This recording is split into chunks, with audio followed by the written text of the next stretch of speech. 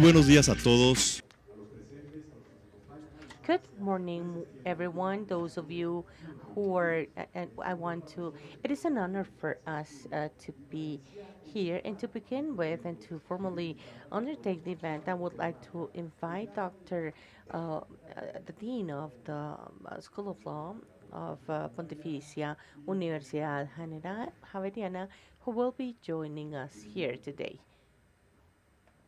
Welcome.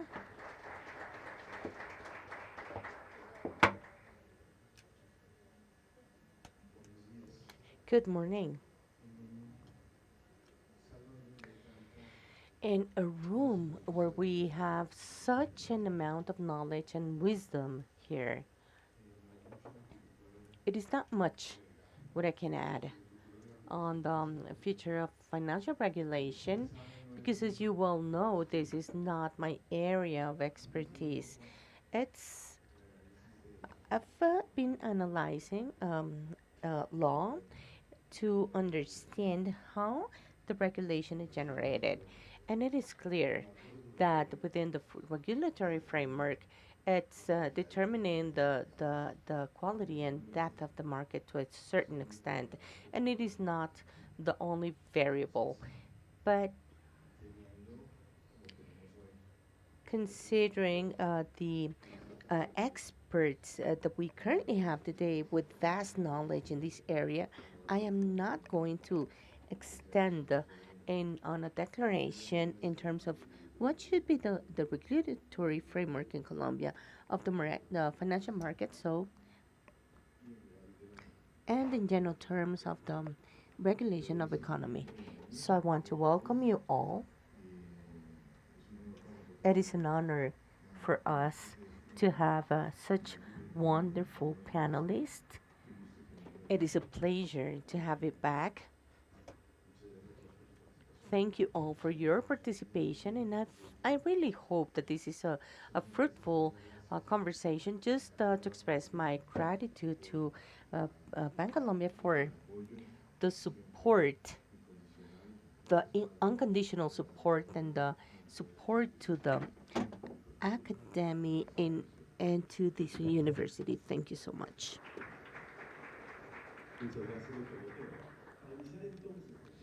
So to begin with the first session, I would like to invite the Cesar Ferrari, PhD in economy, who will be sharing about the challenges of the financial regulation. Doctor, the floor is yours. Good morning. It is a pleasure to be with you.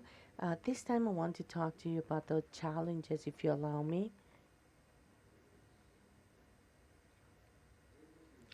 Which are the challenges of the financial regulation? But I want to do something different today. I want to focus on the changes.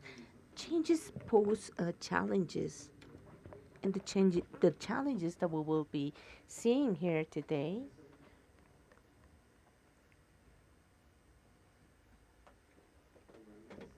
To begin with some general ideas. So first of all, I am clear that the purpose of the financial regulation is to generate wellness. It is not a regulation per se. It is a regulation that has to be efficient to improve markets and to provide wellness to people. And it has to be adjusted to the new realities. It is not static, and it has to pursue it. It shouldn't be lagged in terms of reality, because oftentimes we do have legislative and regulative challenges compared to the technology. So technology is going way too fast, and regulation is adapting itself. But there are many cases where we have a situation we regulate something and then there's something coming up. The regulation has to be adjusted to changes. And which are the changes? I will start in a general way. We are facing a very significant stage of changes with technology changes, environmental changes, economy, markets, and production, geopolitical, social, political, and educational. So when we talk about these type of changes, we need to think about the fourth industrial revolution, which is the ways how technology is integrated into societies. And this includes artificial intelligence, which has not been developed yet, and it includes supercomputers and quantum, 5G communication, robotics, nanotechnology, biotechnology, IoT, autonomous vehicles. And we need to adapt to all these changes. We cannot be lagged behind. We cannot be lag behind to the environment. We have extreme changes. These we have areas, coastal areas that are disappearing. I was in Grand Canyon 2 months ago, and I was really surprised of the way how the sea has affected the beaches of the hotels there, and they're lacking a beach place, and this has to do with climate change. When you look at this graph that you have there, how the the ice is disappearing, and it is doing it faster. So we have less kilometers in terms of area of ice area compared to what we have seen in the past. And there's a new organization of economy. There are changes in the energy matrix, in the economy sectors, economy leaders as a consequence, changes in the modality of trade, in the organization of companies. And what we're seeing in companies is it's surprising. The in IoT, some companies have, especially in developed countries, they are governed in a place, they sell in a different place, they are financed in a different horizon. So they have a blend that we didn't have before. Avianca was operating here, their decisions were here, and now we see that their decisions are in the strategies they're made in Salvador now, formerly in Sao Paulo, but the operation is taking place in Bogota, and they're not selling on the window, they're selling through electronic channels, and it is not funded in the banks in Bogota, but in other places where the costs are significant. So that this is what we're seeing, and this is part of the changes, and it is distributed. So this is a challenge for financial supervision to see how the nature of these relations is changing, given the changes in companies, and of course, we're seeing changes on the markets and products, and and there are changes. We are seeing a growing aspect between supply and demand, because in the past, demand that was created, and then the exchange in this case was producing the market. So at this time, transactions are bilateral. Only they're supplying something and so on and so forth, and then they get to an agreement. So their market is not defining. Is a bilateral relation between two persons having different powers, but this is changing the nature of the markets. And when we talk about new products, it is surprising. Until very recently, there was no beef. And it is something that you're trading in Israel, and this is a product that we didn't see before with the same weight, flavor, and that's what they normally say. And of course, costs are lower. A researcher indicated that the kilogram was more or less 10 cents per dollar. A beef a meat is $10 per kilogram, and this is something that you are noticing internationally. And imagine what's going to have with in Argentina and in the Cundinamarca and Boyacá Plains. This is going to change the panorama, and this is going to be expedited. But there's something that will keep on going, and it is the fact that production is going to be massive in order to have economies of scale. The artisans used to defend the quality of the product, and the quality and the characters that were obtained by the factory. But we're changing to a stage where people will keep on defining the qualities and the characteristics of the product, because you normally buy things on the internet based on the personal needs, and through a computer this will move on to the production line, and then you will change the nature of the product and economies of skills, and have self employment, which is social security. But 60% that they sell chocolate on the corners. So with very low productivity, and the new employment, the new self-employment will be highly productive, because this is going to be the result of knowledge, and there will be remaining employment, especially those that are based on empathy. I imagine that an industrial robot will replace the nurse. I don't think that, because I mean this is the robot will not have empathy with with the patient, and therefore we need to have developers of technologies and applications, and this is something that will continue, but the other ones will disappear. I normally tell my students don't study economic tricks. This is something that will be resolved by an application where you have information, and then you can gate the, and you will never know which are the models. But there's something important. You have to realize that the trade pattern in the world is changing. This is taken from The Economist a few months ago, compared how the map of the world was in 2020 and how it is today. As you can see, that everything on the map that is blue means that trade transactions were with the United States. But look at the map at 2020, excepting North America and Colombia, everything else is in red. So the worldwide transactions in trade are with China, and this is going to be progressing much more.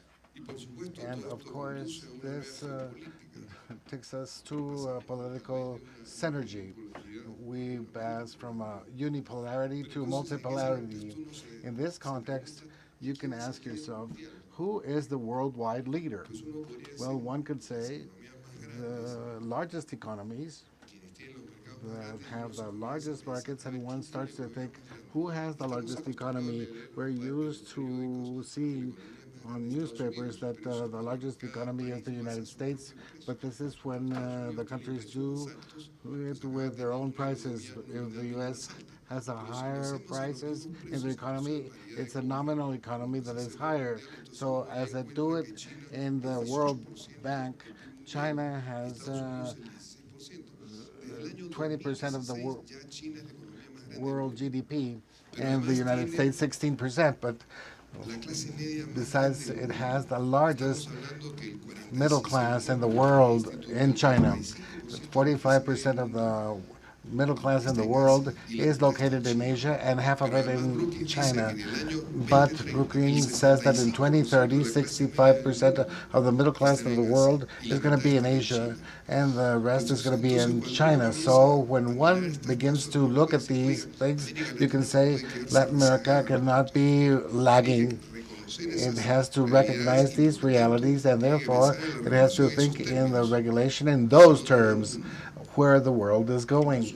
And of course, the virtuality and the new social relations have created a new way of doing politics. The media are dominant, and the information and disinformation propagated by the media are omnipresent. We know that the news that appears in the media is true or not, and the fast recognition done by the media is something of an enormous change in social relations impacted by virtuality, virtual relations. This will generate a series of large institutional changes and also educational changes, and they're routinary, repetitive, and programmable through IA in kind of bots. So students are going to get educated on what the robots and applications cannot substitute. And this is going to privilege that the educations be short, modular, of advanced technologies. And this also is going to generate a new orientation of education. In Latin America, mostly, we have dedicated to educate students to repeat texts and others. Maybe we should start thinking that students need to solve problems more than knowing what somebody said or what somebody else said. What is important is to solve the problems. Of course, the changes generate uncertainties, but also they're so much, so fast, so extensive, and in so many dimensions that we're truly facing a change of era. This is not a change of years, it's a change of era that has a lot of transcendency. And I think it's the era of knowledge. It's a phase that we can grade in the economic development of the world, that the economy becomes the most important subject above all other factors that we had in technologies and markets, capital and work. I think that today it's neither capital, work, or land. It's just knowledge, and we do not know how to model it. Economists have never learned to model knowledge as one of the main factors in the development of technologies, but undoubtedly one always has more preponderance. Which are the key points of this? That the economy is based on knowledge, continuous learning, globalizations, ethical challenges, and this all takes us to ethic challenges and social challenges. What we have to recognize is the change of eras begins with a systemic crisis. We're seeing there's a value crisis, economic crisis, political crisis, social crisis, and a crisis in social governance. And this promotes changes in institutions, in technology, in behaviors. The question is what we need to overcome them, or what we need to mitigate the new challenges that we see appearing in the horizon. But the regulation cannot be at the margin of economic reality. And the Colombian case is the same. We cannot be at the margin of what is going on in the world. In this brief summary, we can tell you what happens in this economic reality. So this is, in the latest months, a deceleration of the economy that is notable in 2003. But why are we arriving to this regulation? I'm going to show you these figures. The level of end consumers passed from 2020 from 87% in the first quarter to 93% in the third quarter of 2023. And the conclusion is clear. We are eating mostly of what we're producing. And since the savings is the difference between income and consumption, every time that we increase consumption, more goes savings. So this has committed the growth of 23 and 24. It happens that in 2020, for the reason of the pandemic, many factories closed for several months. And we saw a lot of unemployment. With a need to recover the situation, we promoted consumption through subsidies, public expenditures, a series of issues. But the problem is that consumption grew so much that there was nothing for savings. Only 8% or 9% of GDP. But for the size of income that we have, that rate of savings regarding the GDP generates a lot of resources that are very small. And this serves that the companies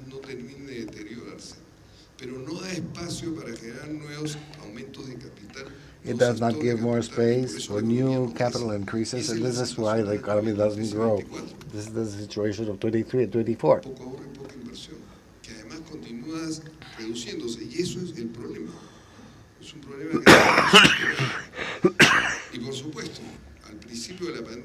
Produjo un aumento de la demanda enorme, había inventarios. At the beginning of the pandemic, there was an enormous growth. There was capital was not used, and there was a possibility of satisfying that demand.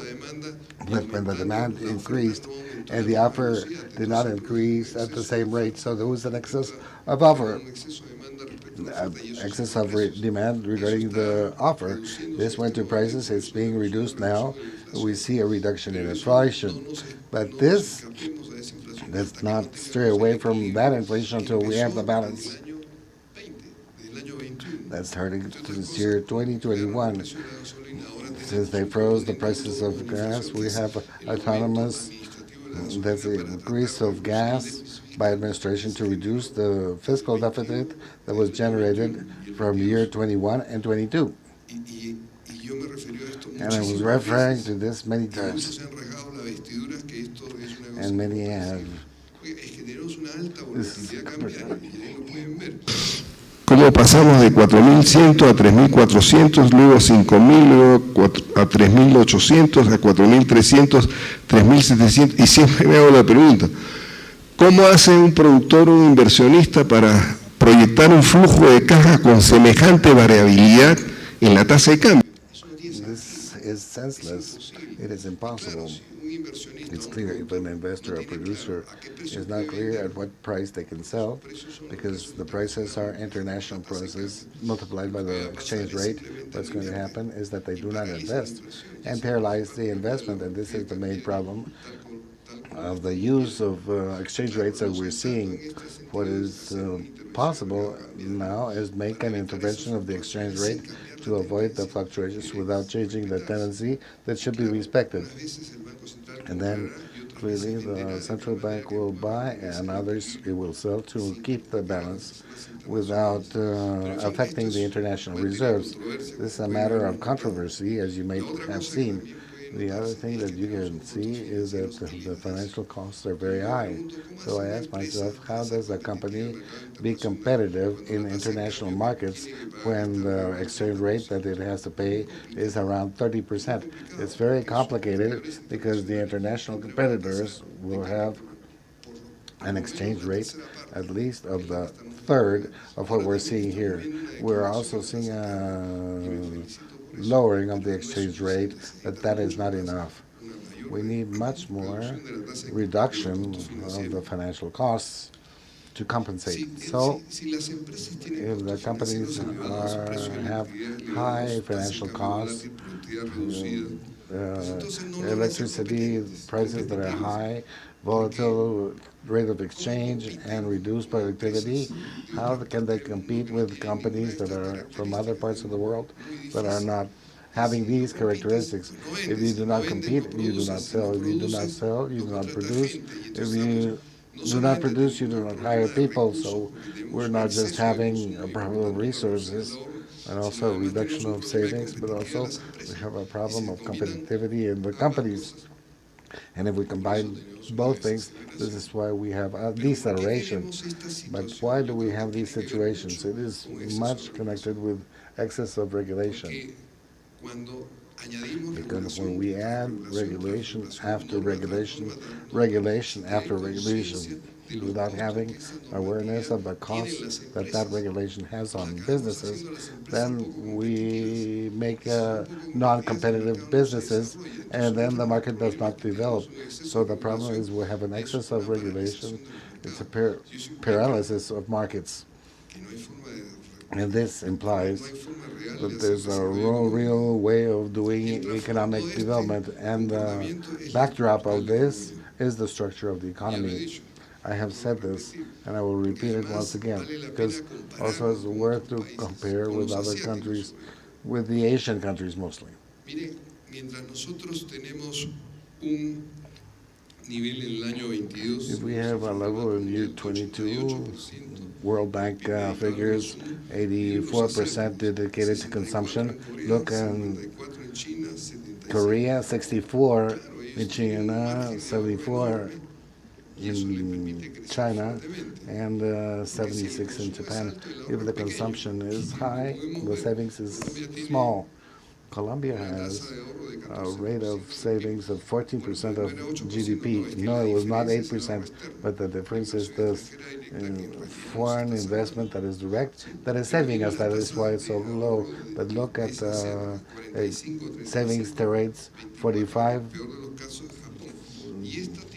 24 in the worst of cases, like Japan. This is connected with the paralysis of Japan. Japan since the 90s, since Japan was inundating cars with cars in the United States, they cannot do this more. They have to increase your internal consumption so you do not drown our companies, our American companies. This is why Japan is stagnating. And if the savings is small and the investment is small and the formation of capital is small, the capacity of installing new machinery, new equipment that allows for greater production in the economy and our rates of investment of formation of capital is beautiful. When you look at China, 42%, the last figure of World Bank, or Korea, 32%, and we compare at 19%, there we truly can see why Latin American economies, mostly all of Latin America's, grow little, and Colombia in particular grows so little. And we can see this clearly. The previous factors generate little economic growth.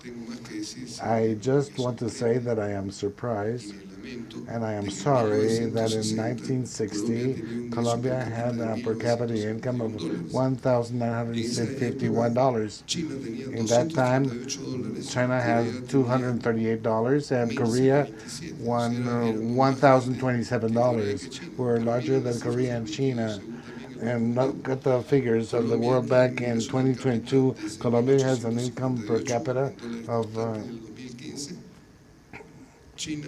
China 11,580, Korea 33,645.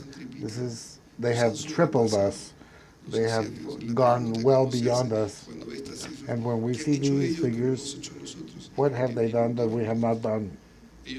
There are two answers. They have rates of savings and investment very high, and they have made their companies very competitive. We have done neither. Of course, lack of economic development translates in poverty. In year 21, mostly in vulnerability, 39% of the poor people, and vulnerable people is 31% of the population. 70% of Colombian population, 35 million people. Yo creo que la regulación debe promover los mercados financieros, partiendo de la realidad que estamos mencionando. Pero resulta que cuando uno mira de los mercados financieros, the figures we have seen many times. In the internal credit, the private sector represents 44% of the GDP. And look at the Asian, 105%, 151%, 175% of GDP, and they have levels that are even lower by the 60s or 80s, much lower than ours. So how did they do to make their financial market and credit market grow? And we stagnated. And when we see the capital market, still the situation is more difficult. The level of shares negotiated in the Colombian Stock Exchange, 250 to 450 There is a problem, as I was mentioning here. We have generated such a regulation that takes us to a situation of this. There's too much regulation that generates paralysis of the markets. It blocks the development of the markets. But this is degrading. In 21, it was 2.7 of GDP. In okay, the Colombian market is 0.9% of GDP, almost disappearing. We do whatever is possible so it does not disappear. And the insurance market is this as small. We have premiums that represent third part of what is done in developed countries. And also we have a problem. We do not say but the Bank of the Republic and the competitivity studies in credit markets and concentration. These studies measure very elegant coefficients, Panzer and Rose, that there is structure of competition that is imperfect. We have to overcome this. We need to have more competition, more sufficient, because the present situation takes us to have not very deep markets, and as I was mentioned, the rates of interest have been reduced. We have financial costs that are very high, and the market is little inclusive. The microcredits in Colombia should represent at least 20% of the total of credits, but they only represent 3%. 36.2%, and small companies and medium-sized companies are the ones, or owned by one single person. So we have a problem of financial inclusion. The little savings does not enter in the financial market. This is a study that was done in the superintendency of. So do you say no? 63% and yes, 36%. But the basic problem is that 71% is saved in cash under their mattress. And it's only an intermediary financial institution, 28.8%. We have an enormous problem, a problem of capture of resources that is very big, that does not make it possible for us to find a vehicle to arrive to the financial market. That's a big challenge. So I want to summarize what I just said. Of course, there are challenges and financial regulation in different contexts, internal problems, external problems, problems in our economic structure. We have to adapt to changes. We have to manage the uncertainties and risks that derive from those changes. Also, we have to promote the development of the system, but with stability. As we were talking a minute ago, for a credit market, do not do anything, do not loan anything, just keep yourself as you are. And this eliminates all risks in the system. I do not think we want that credit market. And we have to induce more competition in the market. And also implies transformation, it's realization and governance. We have organizations that are more agile, less pyramidal, where decisions are made fast, and in the Colombian case, a clear separation between supervision and fines. At this time, the superintendency does a supervision. It finds a finding immediately. It's fined, and this generates enormous moral risks. What would be fair is to separate the fine from supervision, and also that the decisions not be unipersonal. This happens presently, but that they be collegiate, that there's one person with the moral risk, that this presupposes that is the one, how you do the fine, the supervision, and besides takes the decision unilaterally. These are some of the challenges that we face, and we need to transform regulations to one that is clearer and more simple. We're in the superintendency and started a few months ago, at least when I arrived, process of cleansing of regulations, because we have clear some excess of regulation paralyzes the market. At least the amount of regulation promotes the markets. We're receiving all types of observations and comments.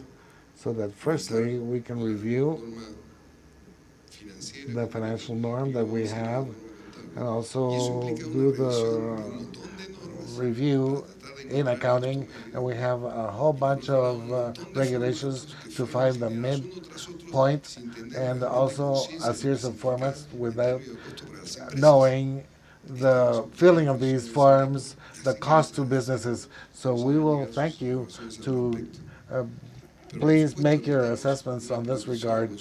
Also, we need production for the consumer. Presently, the efficiency is measured through financial statements, but the efficiency should be measured from satisfaction of the customers. We have thousands of complaints and petitions because it happened here and there. This did not work, this did, and this should not be. We should have a situation where the complaints and claims be minimal, but this is going to be something we think change the pattern of behavior of the generality of the banks.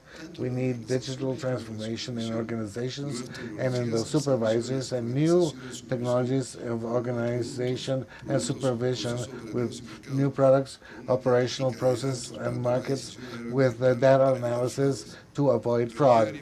In reality, we should learn from the best.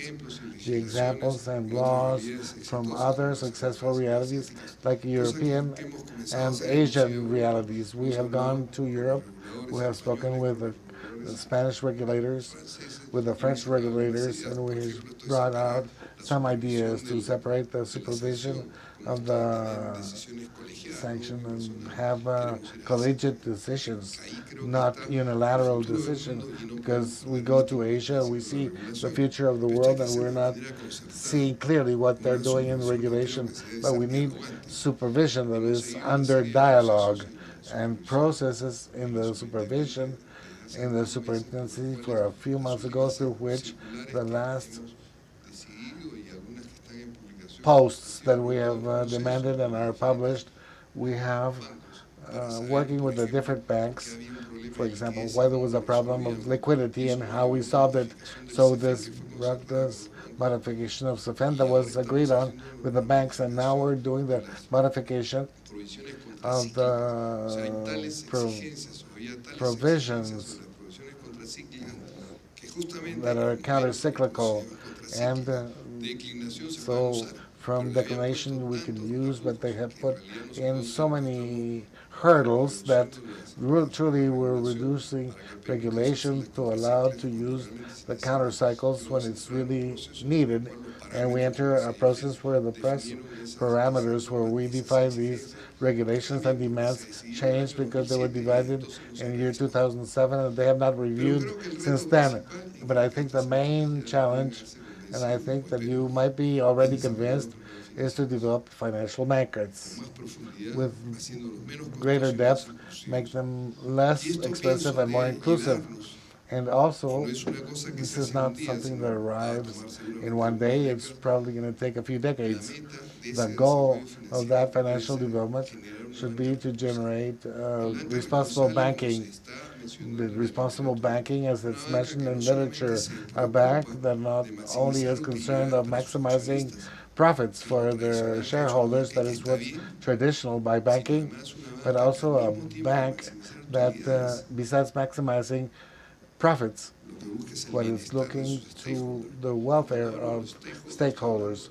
And when I speak of stakeholders, of the financial consumers, financial workers, and of the environment, we have to generate a type of regulation that will allow us that the decisions of the banks on credits respond to the needs that are important for solving the issues of climate change that I mentioned initially. It's not gratuitous that I mentioned that the changes these are the changes that are happening in the world, and regulation has to adapt to these changes and a change of vision. And this happens in many markets. What we have looked is to do use increasing or profits increasing the price, but we have to increase the amount to reduce the prices, and this is the most logical way where businesses should develop inside the market, and we have to do it with financial stability, not a stability where you do not do anything else,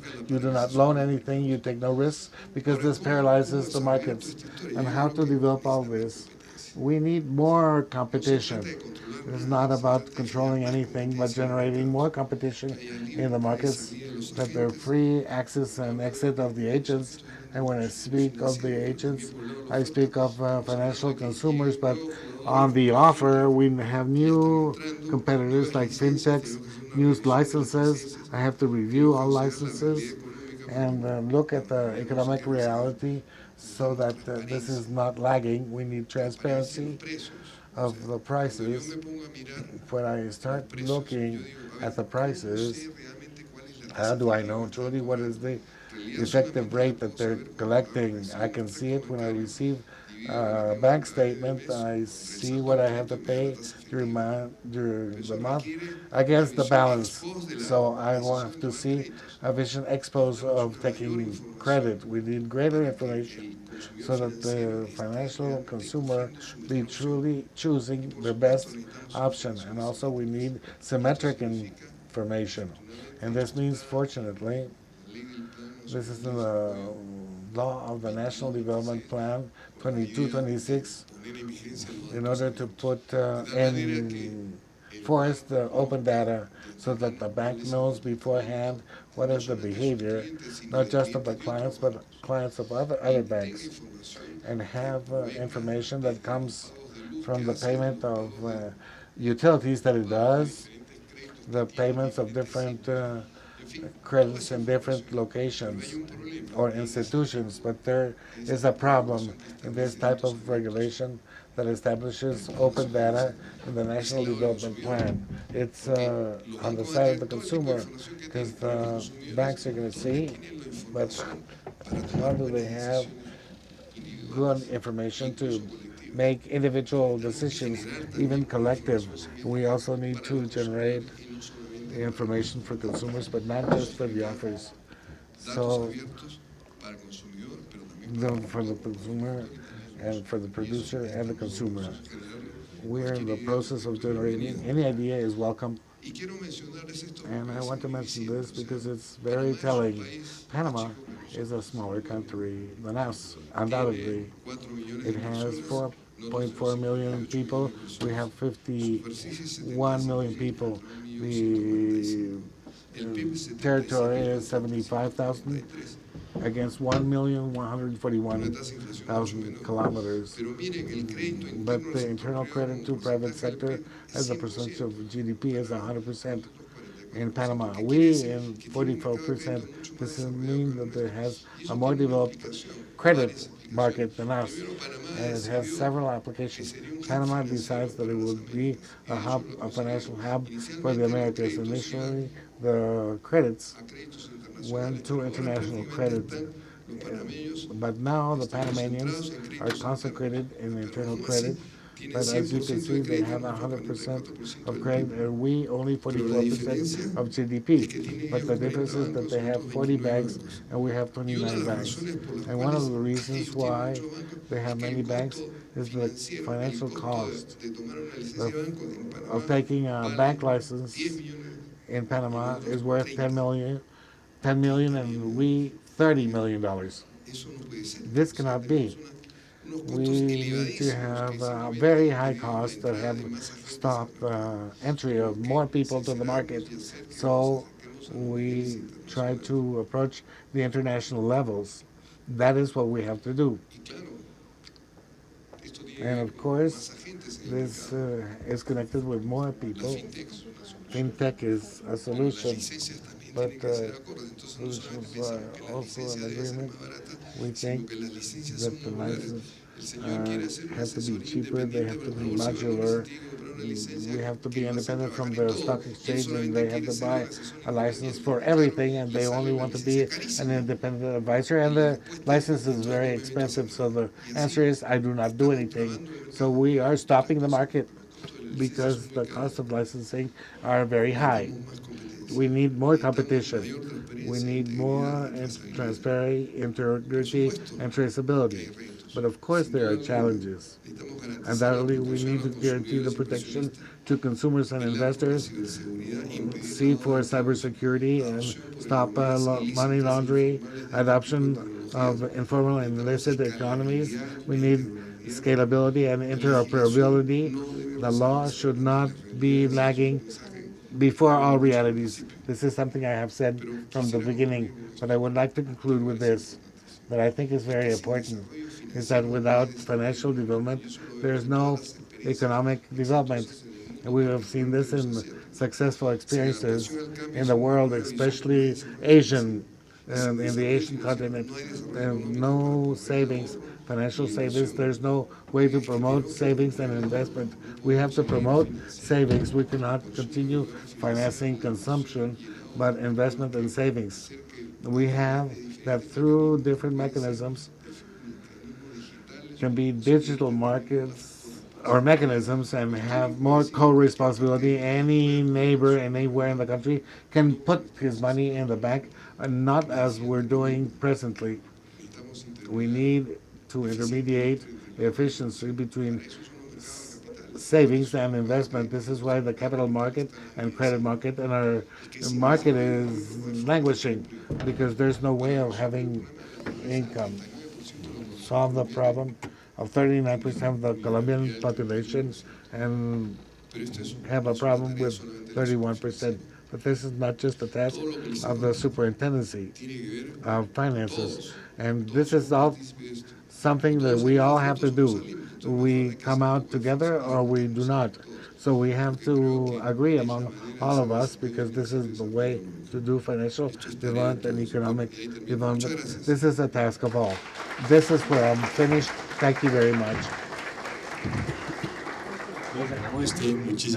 Thank you, Dr. Cesar Ferray, Financial Superintendent of the Republic of Colombia. To continue with the order of our program for today, the next panel that we call, the next conference that is called the Critical Reflections of an System Under Evaluation is offered by Mauricio Rosillo. He's Corporate VP of Bancolombia, and he specialized in financial right and financial law in Pontificia Universidad Javeriana. Dr. Mario, welcome. Han dicho que es de este que toca traducir. No sé si está activado el micrófono. Okay.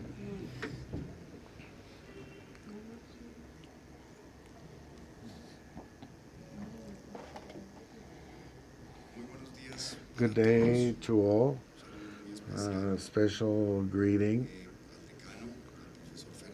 to the Dean, Professor Ferrari, and all our guests, panelists, and also Professor John Armour, Dr. Jaime Hernandez, Professor Rosa Maria Lastas, Professor Nidia Remolian, Professor Aurelio Bonea, Professor Carlos Andrés Uribe, Dr. Carlos Manuel Cedeño. I see here professors of specialization, Dr. Roca from Universidad del Externado de Colombia, and Rodriguez, Dr. Rodriguez Azuero from Universidad Rosario, with whom in the past we have carried out several academic activities connected to the financial markets and markets stocks, and what we understand as a responsibility from the academia to continue generating discussions on these topics and move forward in topics of financial education. I would also like to mention that Dr. Aurelio Urreo sat down with several other people in an incredible task of translating a book that today is being launched, a book on principles on financial regulation written by professors from different universities, and be able to translate all of this into Spanish, understanding the importance that it has, these subjects, and how difficult it was to find literature in our language is a task that lasted for several years, that truly has been incredible, and is going to move and deepen into knowledge and financial education of this important subject. To highlight that leadership through the Ibero-American Institute of Law and Finances, that I have presided for several years. It is an honor to be here with you. I will reflect on the present and future of the financial system and the regulation that it comes with it. In a world in constant change, where technology redefines continuously the limits of what is possible, the mission of keeping financial stability is a challenge and is essential.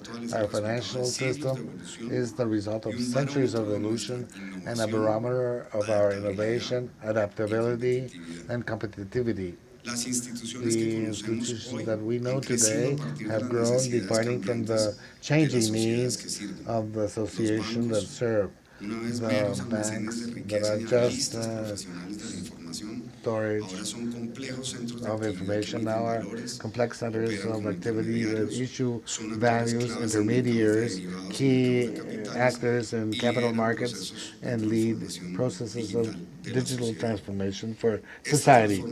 This transformation has been promoted through the technological innovation and the globalization of markets.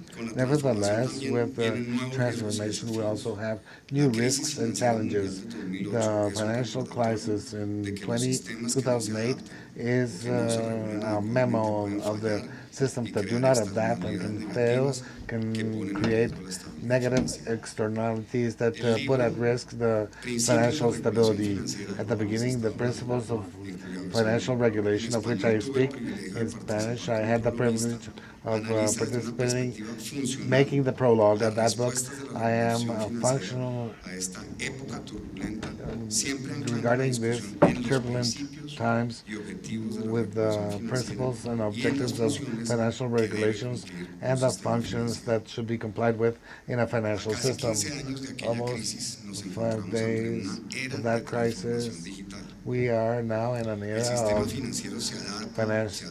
digital transformation. We are in a macroeconomic and that is challenges, and also emerging technologies and the economy based on data and the income of competitors, of disruption of the demands by climate change and social impact. These factors take us back to what is fundamental in a world of constant change, to the functions of the financial system, its objectives, and the principles of financial regulation. In addition, we live in a world of high inflation and therefore high interest rates that generate undoubtedly the financial sector. The digital transformation of the financial sectors is veritable, and we have opportunities for financial inclusion, increase in competition, and benefit players. Also, it has increased operational efficiency, new ways for the client, and has facilitated the expansion of access to credit. Nevertheless, this is not away from challenges. We have a problem with the integrity of the system. The sophistication of financial fraud are just a few of the concerns, the main concerns of the Committee of Banking Supervision of Basel in the Financial Stability Report of the Group of Financial Actions and regulators and financial supervisors that demand a careful response that is strategic and timely. The evolution of the financial system is also reflected in the response of regulators in this demanding environment that is not lesser. For example, with the implementation of sandbox for regulation and supervision, we have created a safe space so that financial innovation is developed without the weight of regulations that could be premature or restrictive for new ideas or new business models. Besides, this technology is not just field for games. It has transformed the practices of supervision.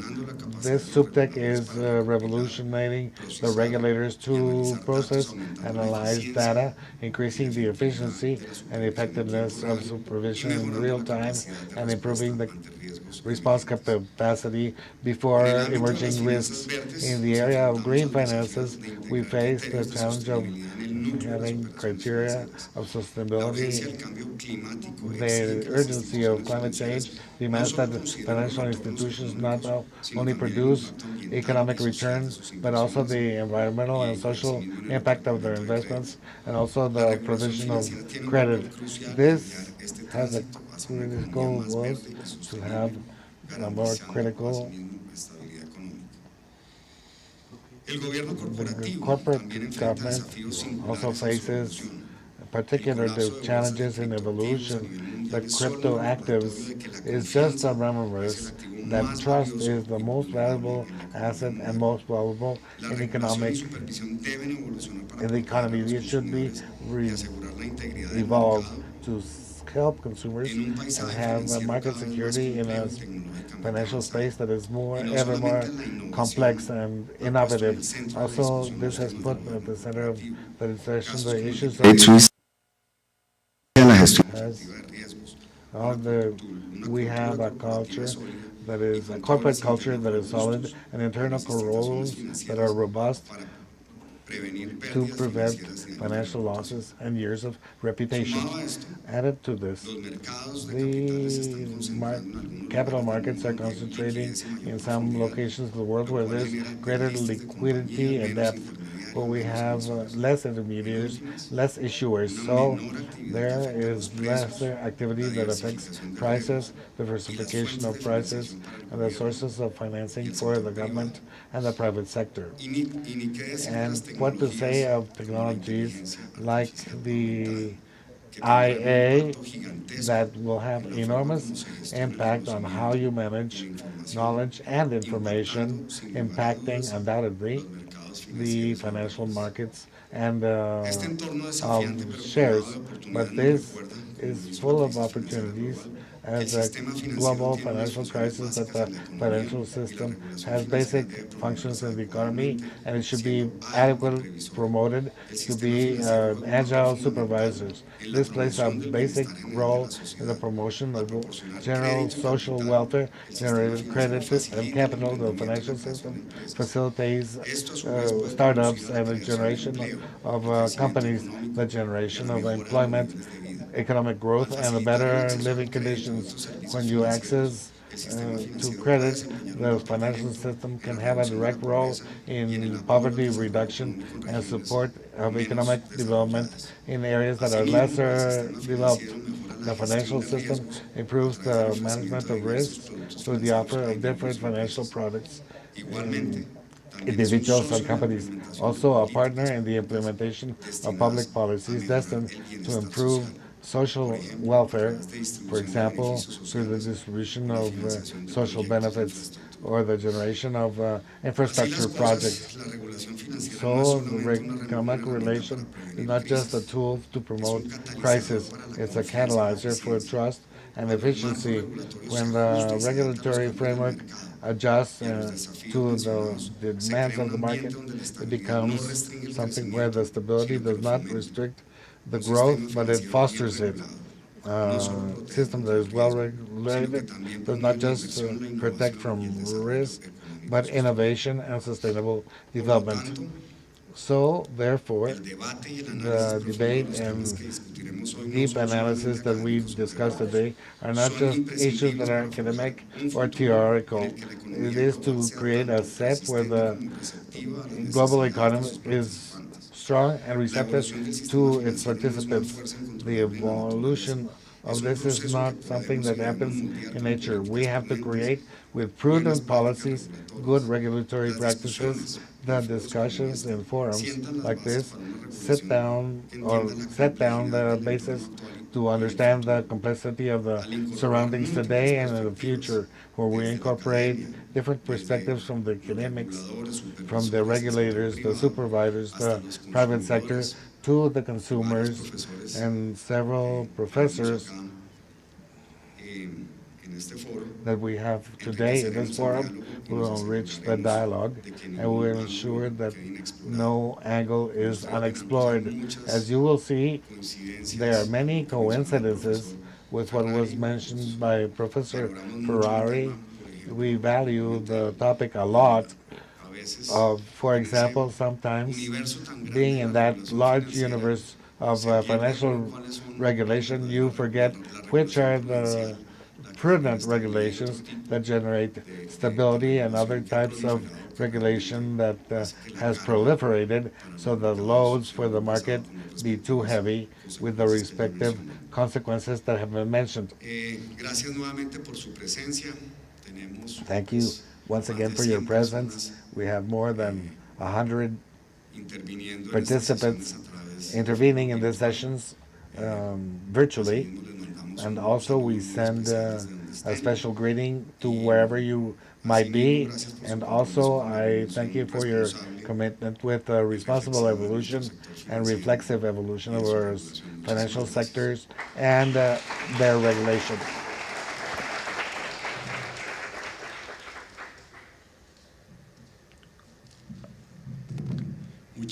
Thank you so much, Dr. Mauricio Rosillo.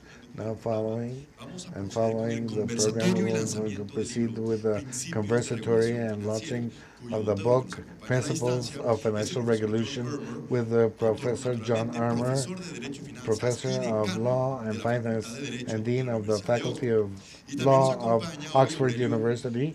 And we now have Aurora Martinez, coordinator of Spanish coordinator and professor of law and finance. I welcome both of you.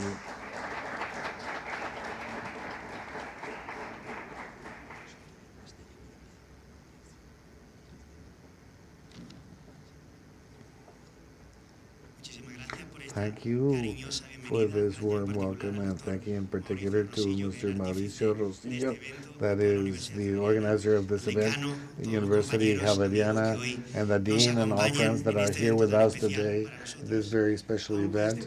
Even though this conversatory with Professor John Armour is going to happen in English, I want to ask him virtually for the brief words, and I want to take this time to tell you who is Professor John Armour, and from the Ibero-American Institute of Law and Finances, we decided to get this project forward, this translation, and why we dedicated our free time for 5 years precisely to work on this book that today we present. Professor John Armour, I'm going to tell you that the Dean of the Faculty of Law of the University of Oxford, I'm saying a lot now, and now from Dean of, he's a professor of law and finances at the University of Oxford. Before he worked at the Cambridge University and director of master's degrees for the Oxford University. Many of us participated in those programs, and this changed our lives for many of us, especially in my case, I had the chance of working very closely with Professor John Armour. It was a transcendent moment in my career and my life. Professor John Armour is of the World War authorities, not just in financial regulation, but in matters of corporate law and governance law. And for some of us, it's the Bible of financial regulation worldwide. But Professor John Armour is also the author of the Bible of society law worldwide that we have also translated, and from the Ibero-American Institute of Law and Finances will be doing this work and launching it in a few days or weeks. But he's also a worldwide referent man, entered into legal interruption and legal tech. So he has an array of matters that affect business organizations, financial markets, and economic growth of the countries. Therefore, I would define Professor John Armour as a person that is at the vanguard. There, he is really disruptive and creator of value for society. And I think that all of us that have known him We really think it's a privilege and a change in the way of seeing and thinking norms. And this takes us not just to this project that we present, but also to the launch of the Ibero-American Institute of Law and Finances. This institute that many of our founding members are here with us, like Maestro Ilvando Santos, Sebastián Ocampo, Oliver Suera, Miriam Remolina, Dr. Mauricio Rosillo, Manuel Cedeño, Silvana Madantina. I see many of our members here present. So it is so great, but also an illusion, but a deception too at the same time.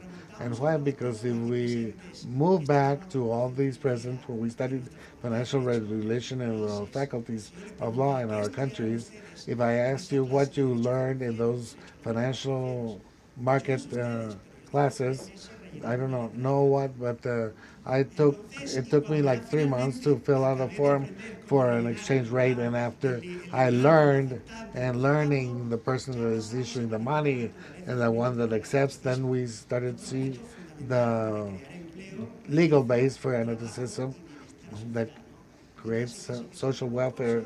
So with that and with the letter of exchange, then this could be interesting, but they do not feed families. They do not generate employment or wealth.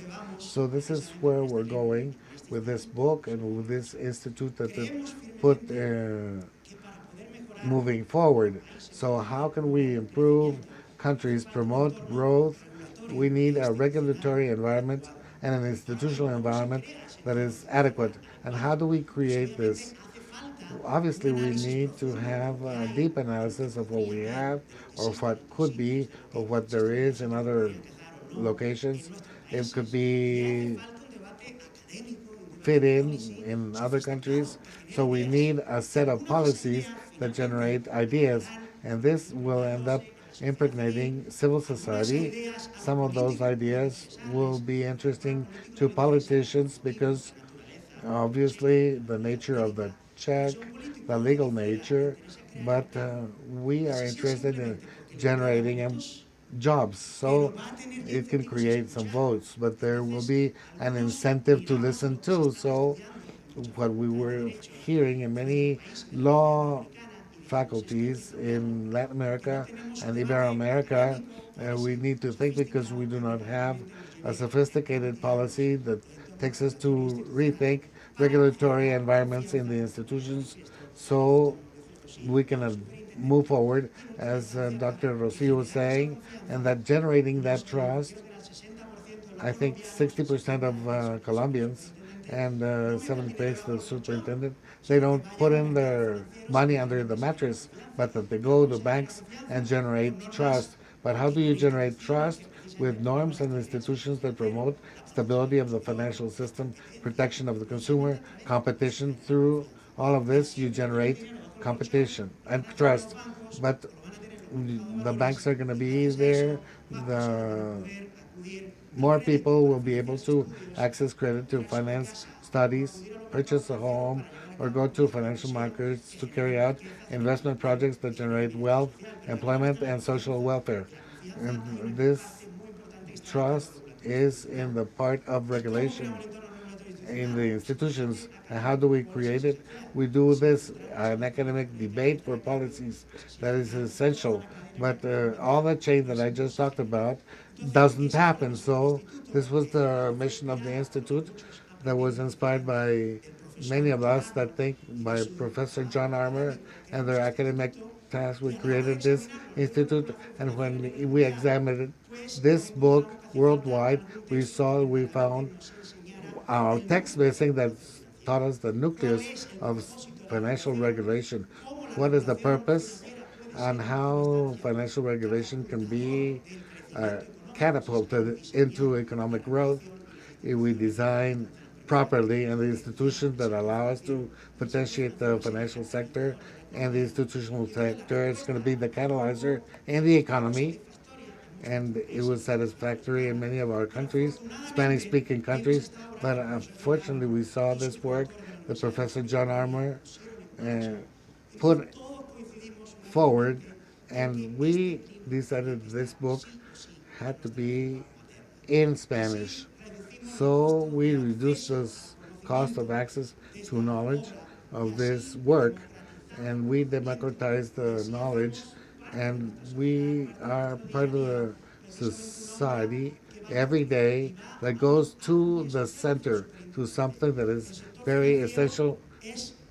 The financial sector is a potential that catalyzes the economy, but we need to develop the financial sector, and to develop, we return to the question of trust. We have an economic analysis of regulation.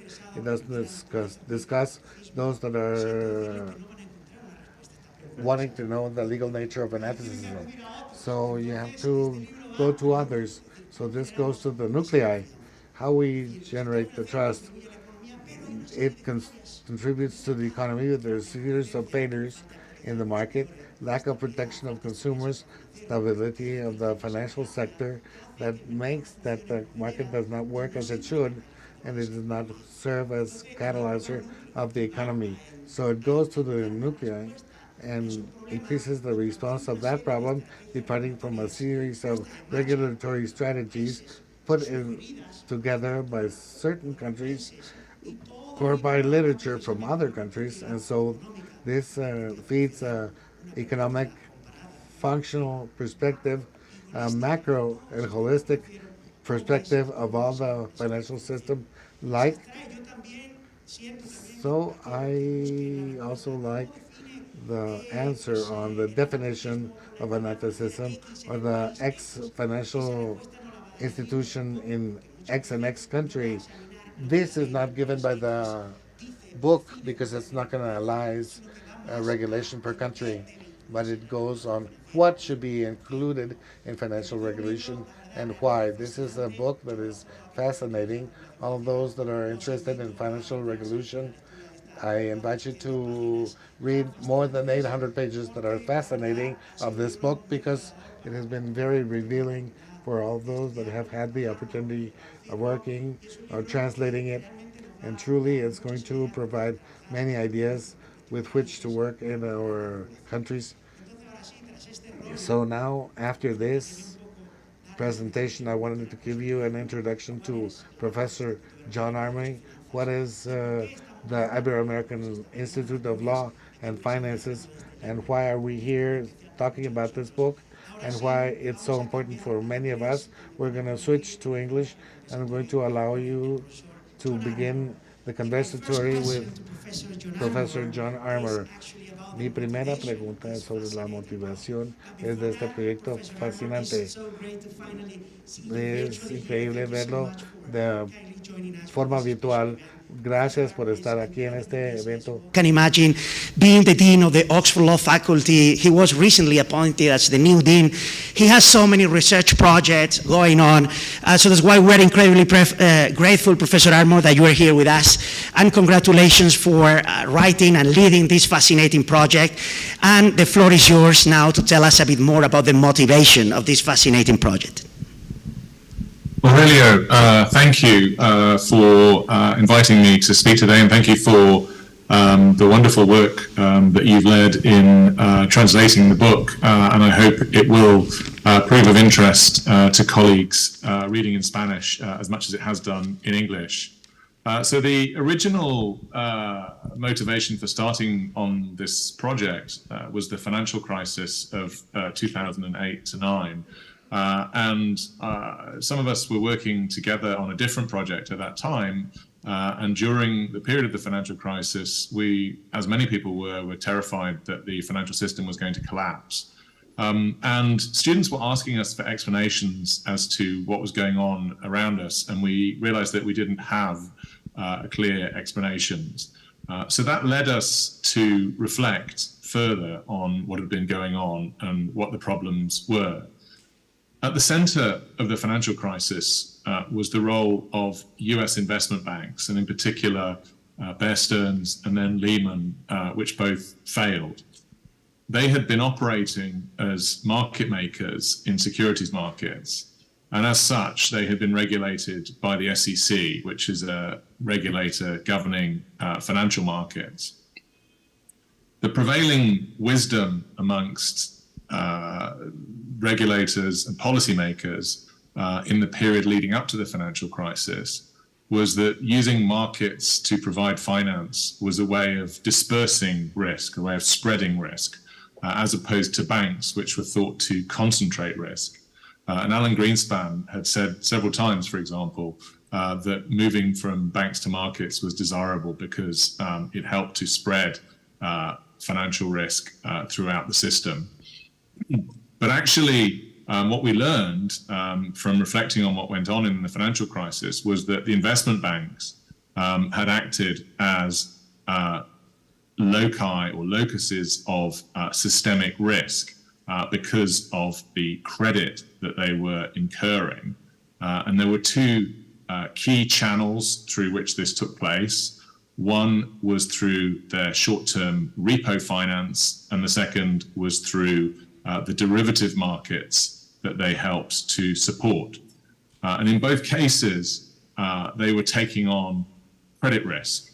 And in particular with repos, their model of raising finance had many similarities, many structural similarities with the classical banking model, except that the finance that was being supplied on a short-term basis was, unlike deposit finance in a regular bank, was not insured.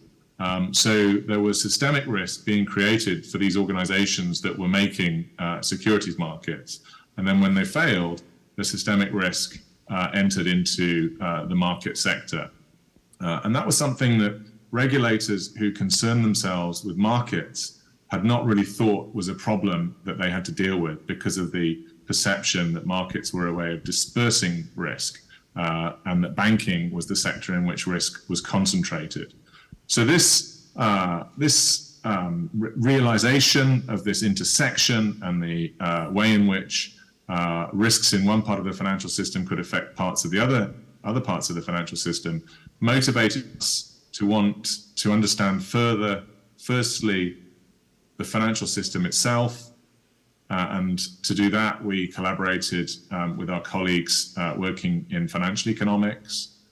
And secondly, to think about the goals of financial regulation and how those goals could be understood in the terms of financial economics. And so a translation between how economists think about what financial market regulation is doing and what lawyers think about what financial market regulation is doing. And then thirdly, to try to map those goals or the footprint of those goals onto the financial system at large. And that really was the motivation for the book.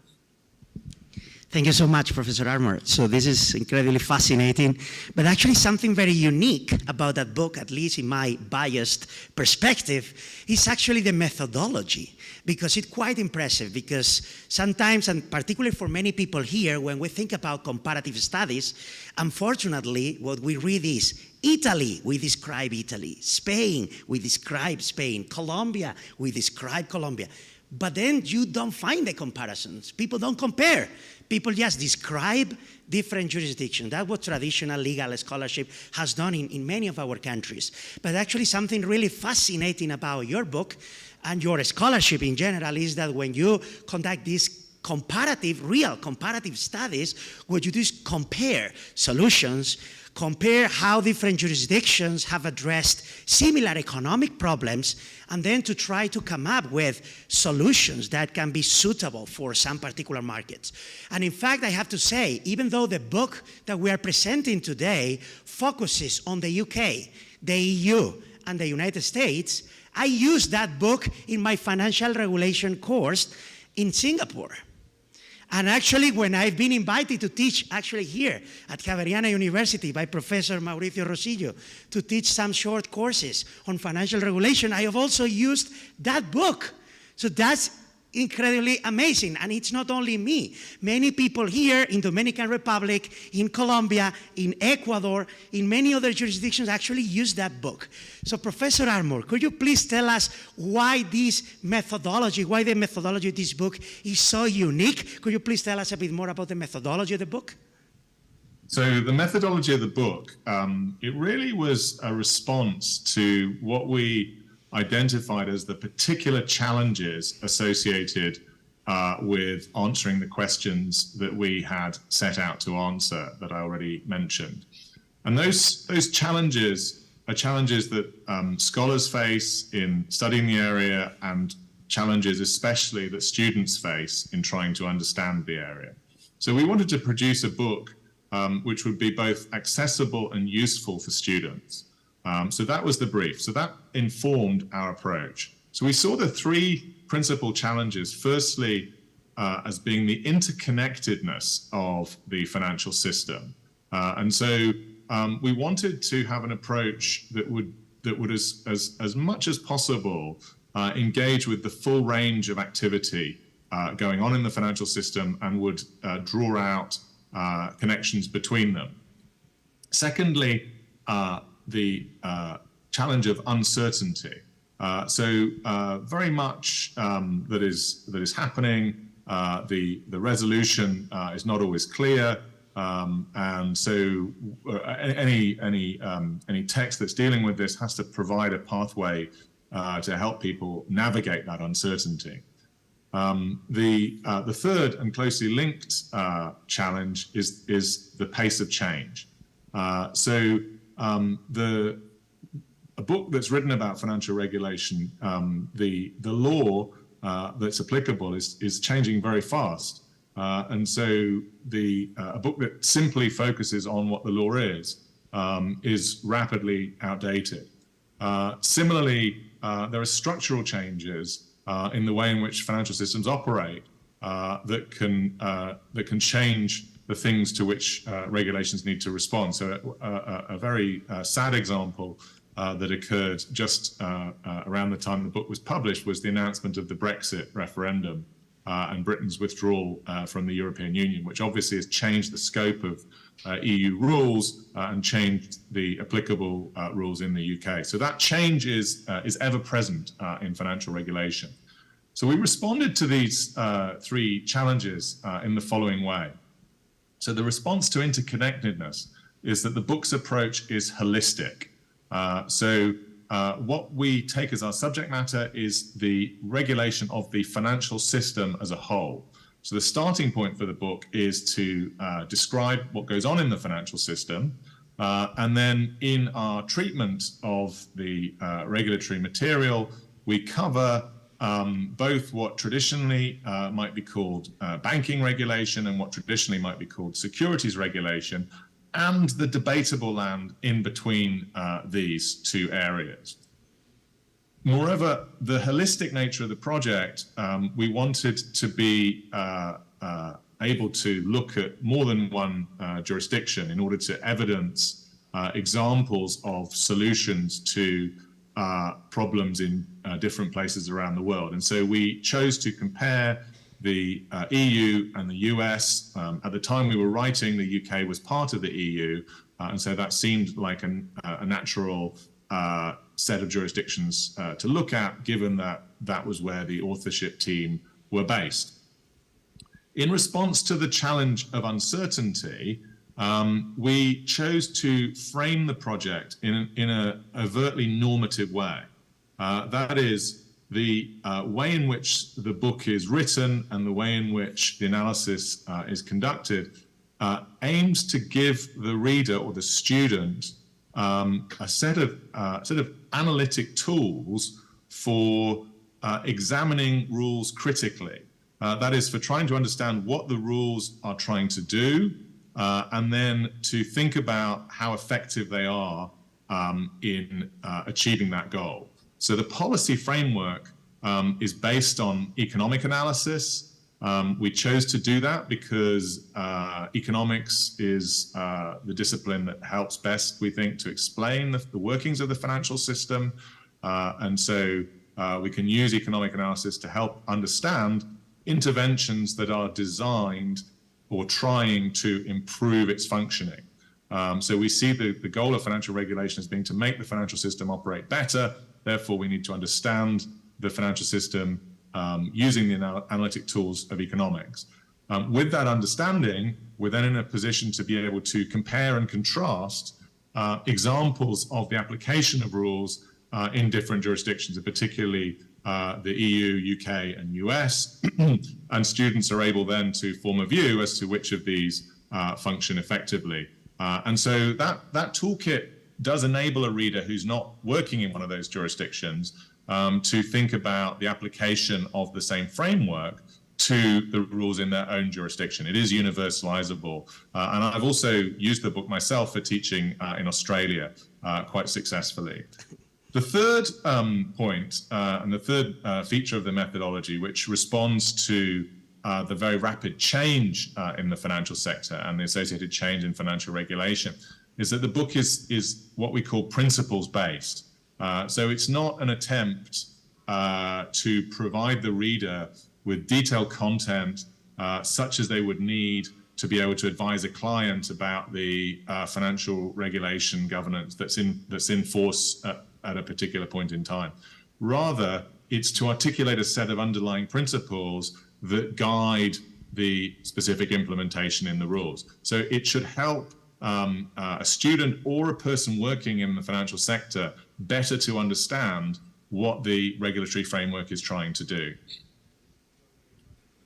Yeah, thank you so much, Professor Ardmore. And then a related question is about the content, the actual content of the book, because I am asking the audience here and also those following us online to, of course, buy the book. And they will see that the book has more than 800 pages. So that's why they might be wondering, well, what have you written? What have you included in these 800 pages? So could you please tell us also about the content, equally impressive, of this fascinating book? Thank you, Aurelio. So the book's divided into 6 parts. The first part is foundational material, and that's where we introduce what the financial system is. So we provide a concise overview of the different components of the financial system, what they do, and how what their value is in supporting the real economy.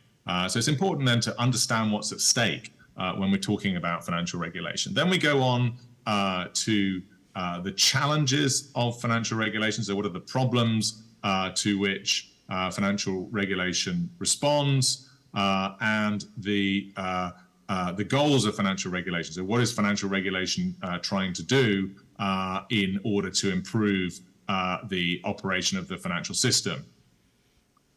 Parts B, C, and D, that is the second, third, and fourth part, they consider discrete topics in the financial system. So part B looks at financial markets, part C looks at consumer finance, and part D looks at banks. And each of these parts begin with an economic analysis of the activity in the part in question, and then continue to look at the application of different parts of the regulatory framework. Then in part E, this is called banks and markets. We bring the components in those earlier parts together. So in particular, in many countries in the world, financial regulation or the regulation of the financial system is divided into banking and securities markets. This tracks an analytic divide in the US legislation, and now the EU legislation as well.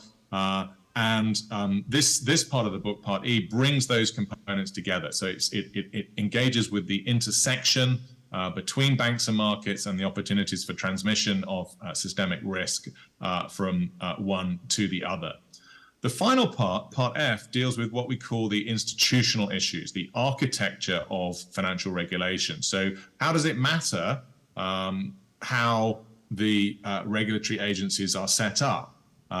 If you have a Twin Peaks model, if you have an institutional model, if you have a single agency that covers the entire financial system, what difference does that make to the performance of the regulator? We also looked at the role of politics in financial regulation and the engagement of firms in the sector, problems of regulatory arbitrage, lobbying, and so forth. And we consider the international dimension of financial regulation in this part of the book as well. Yeah, thank you so much, Professor Armour. So just to summarize some of the ideas that we have said so far. So the book adopts a very universal approach because it's really a book that can be helpful not only in Colombia, but also in Australia, in Singapore, in Paraguay, in Dominican Republic, in any country. It adopts this economic, comparative, functional analysis and also analyzes financial regulation holistically. So that's not an easy task, Professor Armour. So to adopt such an approach while simultaneously working with people from different jurisdictions, sometimes maybe different views, different understanding of financial regulation, that must be challenging. So could you please tell us a bit more about some of the challenges that you and the rest of the authors face when writing this fascinating book? How long have you got? So this was an enormously challenging project. It took us 5.5 years to complete. So we started in 2010, seriously talking about it. And I started writing 2011. The book wasn't finished until the end of 2015 and published in 2016. So we had a lot of discussions, a lot of debates within the authorship team. And yes, we disagreed about quite a lot of things. So the debates continued, and then one quite difficult feature of that was we would write something, and then we would find that the others didn't agree, and so we would have to write it again, and that's quite demoralizing. One thing we did to help, though, was we started doing video conferencing, and this was before Zoom, before Teams. This was back in the day when Skype was basically the only product that was available, but we did transatlantic video conferencing around about once a month to have author workshops where we were discussing progress. And that worked really well. It meant that we didn't have to fly to meet each other each time we were thinking about the book project. The other thing that we were very lucky to be able to do was to interact with many very talented students. So we had a course of the same name. We still have a course called Principles of Financial Regulation. And we used that course as a place in which we could test out ideas with our students. And we would put into the lectures the outlines of the material that we were developing as chapters for the book. And then we would have seminars with the students where the students would answer questions using the material that we had presented. And that enabled us actually to identify which parts were helpful in conveying ideas to students and which parts were not, and also which parts were not as intellectually coherent as we wanted them to be, because the students were able to point out those weaknesses. We engaged with a large number of other scholars in the production of the book, and we workshopped chapters in different places around the world, and that process together, all those different parts, helped us finally to bring the project to fruition. But I have to say also that I had to really ask a lot of my own family in the Christmas vacation of 2015, because I basically just disappeared during that period to edit the entire text so that there was a consistent authorial and presentational approach throughout the book, rather than looking like something that had been written as a collection of chapters by different authors. We wanted it to try and have a single voice all the way through. And I'm not sure that we've achieved that 100% successfully, but it certainly I think we have got a consistency of cross-referencing and consistency of presentation throughout the book. Thank you so much, Professor Armour. That sounds really challenging. Actually, inspired by Professor Armour's work, I've been trying to do something similar with a book on corporate insolvency law for a while, but we have been asking Oxford University Press for extensions so many times because it's really, really hard to try to coordinate. So I'm still struggling with chapter 1, which is the most basic chapter on the goals of insolvency law, because we all disagree, we all have different ways to say sometimes the same thing, but differently. So that's why I can tell you that this is really challenging. So that's why it's very helpful also for me, for those of us here, academics, to try to understand how you, Professor Armour, managed to put together this fascinating book in such a coherent way. So thank you so much for sharing that personal experience as well. So something that we learned from the book, among many other things, is actually that financial regulation was understood differently after the 2008 financial crisis. And actually one chapter that comes to my mind right now is a chapter on corporate governance of banks. So nowadays, so we all think about corporate governance of banks as something different from regular corporate governance. But prior to the 2008 financial crisis, banks were adopting all of these best practices that were enacted for regular corporations, and they all were adopted by banks. And actually, Professor Armour's book shows, citing some empirical studies, that banks adopting these good practices for non-financial institutions experience more losses, actually, during the financial crisis, because good corporate governance for non-financial institutions is not good corporate governance for banks. Among other things, because what we know from regular corporate governance is we need to maximize shareholder value, right? Well, but if you adopt the same policy for banks, that can lead to excessive risk-taking, among other problems. And that can increase systemic risk. And then if bank fails, we may have a problem, a banking crisis, in some countries even a sovereign debt crisis if the banks are bailed out. So it was, nowadays it's very easy to say, yeah, banks should adopt different good corporate governance practices. But prior to the 2008 financial crisis, that was not the real understanding. So that's why what this book has done is to try to put together also all of these lessons that we learned during the 2008 financial crisis. But the reality nowadays has changed in financial markets. Now we have observed the rise of cryptocurrencies. Nowadays we observe that there are other priorities and goals for regulators, such as climate change. Now we observe, for example, the collapse of Silicon Valley Bank or Credit Suisse. Now we observe that AI is being used increasingly more and more in the financial sector. Now we are observing that new tech companies are now part of the financial sector, providing financial services. So the reality is a bit different. So my question, Professor Armour, is, do you think that our understanding of financial regulation should be different nowadays because of the reality that we are observing compared to the reality that we saw in the 2008 financial crisis? So I think this is a really such a good question, and I think that I would say I'll give the answer in two ways. So firstly, if we think about the specific regulation that is being applied, then clearly there has been a raft of new regulations which respond to recent developments.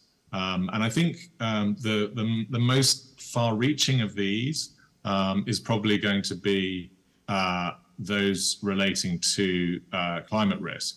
And we haven't seen the end of this yet by any stretch. But the European Union, for example, has passed a very wide-ranging set of legislative measures that are intended to foster green finance and to promote the goals of reducing emissions in the European Union generally, and to engage the financial system as part of doing that. So yes, there's been changes in the substance of the rules, but does that actually change the underlying goals that financial regulation is trying to do? And I'm not sure that there is that much change. So I would say, first of all, that we, in the framework, we talk about investor protection as a well understood goal in financial regulation, and we analyze that in economic terms as being based on overcoming asymmetries of information and where the investors are ones who have behavioral limitations in their decision making. The intervention may go beyond simply asymmetry of information. So if we think about what's going on in initiatives in green finance, a lot of the core of the problem at the moment is firms that are offering products which are said to be green. They're said to have characteristics of promoting ESG goals, or they're said to be associated with reductions in emissions. But actually, that marketing is not borne out in the reality of what the fund does or what the product does. Or it could be firms that are making statements in their financial statements about the greenness of the activities that they pursue. And if they're not borne out in what the firm is doing, then actually this is really an investor protection issue. Because the kinds of investors who want to buy green financial instruments, those investors have a preference for making investments which are going to be associated with lower emissions. And so what they think they're buying is a bundle of financial returns and reductions in emissions. That's what the investor thinks they're getting. And they're willing to pay a little bit more for a green financial product than an investor who doesn't care about emissions. But it's easy to see that investor can, if they're told that the product is green and it's not, that investor is basically being cheated out of the premium that they're willing to pay. And that is, that problem of investors being told one thing and getting another is a problem that's as old as the raising of finance. And so the regulation in this area is primarily about trying to make sure that where products are marketed as having green characteristics, that is in fact reflecting reality. And so we can understand that as furthering an investor protection goal. You also mentioned Silicon Valley Bank and Credit Suisse, and I think these two actually can be understood quite straightforwardly within the framework set out in the book. The challenges that they raise, though, are challenges of the application of that framework in slightly novel ways. So Silicon Valley Bank, the problem there was not a problem that had been apparent for a number of years since the financial crisis, precisely because interest rates had been kept so low by stimulation from central banks. And the problem was that as interest rates rose, they were holding long-term securities on the asset side of their balance sheet, but the rates that they would be needing to pay their depositors on the liability side of their balance sheet were expected to go up, and that created a potential problem for them. So that interest rate risk was something that bankers have long understood. This is nothing unexceptional in the history of banking, but it was something that we hadn't seen for a number of years because of the policy intervention since the financial crisis. And then the particular twist in Silicon Valley Bank was that the depositors were a fairly unusual clientele. So they were Silicon Valley investors, and each of them had a pretty large amount on deposit with the bank. So the average amount deposited with the bank by each of the investors was 4.2 million. Now, that meant that this is a largely uninsured deposit base, which meant that the mediating function of deposit insurance in holding off a bank run didn't work because most of the deposits were uninsured. So on the worst day of Silicon Valley Bank's troubles, 44 billion US dollars were withdrawn in a single day. The deposit base was quite concentrated. They talked to each other a lot. And so this had the characteristics of a full-blown old school bank run.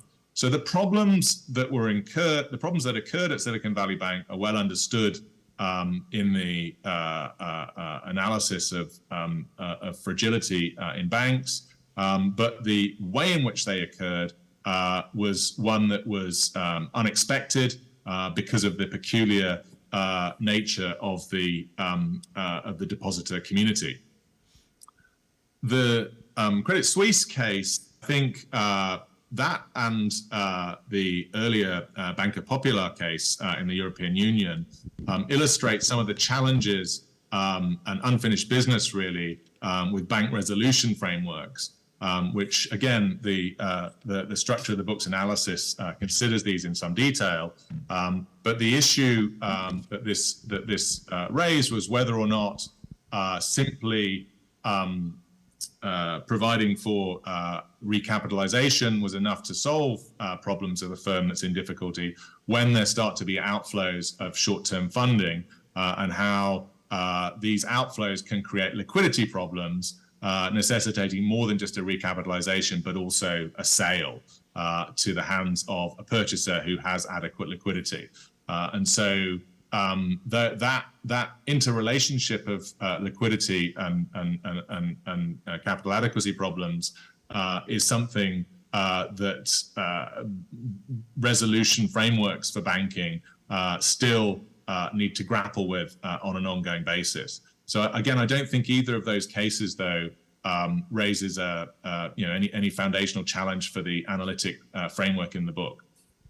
Yeah, thank you so much, Professor Armour. Actually, I asked that question because when I use that book, for example, in my financial regulation course in Singapore, basically the students, when they see that the book was published almost 10 years ago, you know, when dealing with this new generation, they say, oh, the book was published when I was a kid.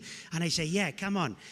But still, I mean, the beauty of this book is that the analytical framework remains useful because, again, the way it has been written is kind of a universal, dynamic understanding of financial regulation. So, for example, when I tell my students, yes, you should keep reading the book, because if you think about climate change, which is a modern issue for you guys, the new generations, and you think about climate change, if you think about that from an economic perspective, it's actually a negative externality to society, a negative externality that needs to be addressed. Well, actually, if you go to chapter 3 of the book, you can see that one of the economic problems that financial regulation needs to address is externalities.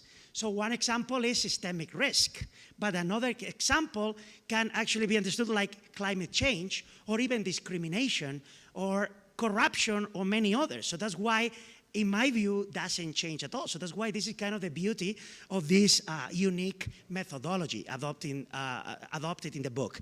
And also, when you think about cryptocurrencies, when you think about Bitcoin, ICOs, so what are the main challenges there? It's all about asymmetries of information, which is another market failure that the book tells us that we need to address. Now the Financial Stability Board is also saying, well, but crypto can also lead to systemic risk. Well, the book is telling us, without even thinking specifically about crypto, that systemic risk is one of these negative externalities that need to be addressed. And actually, the book provides different ideas and regulatory strategies to try to address those challenges. So that's why I know that I am biased. I know that I am very passionate about this book.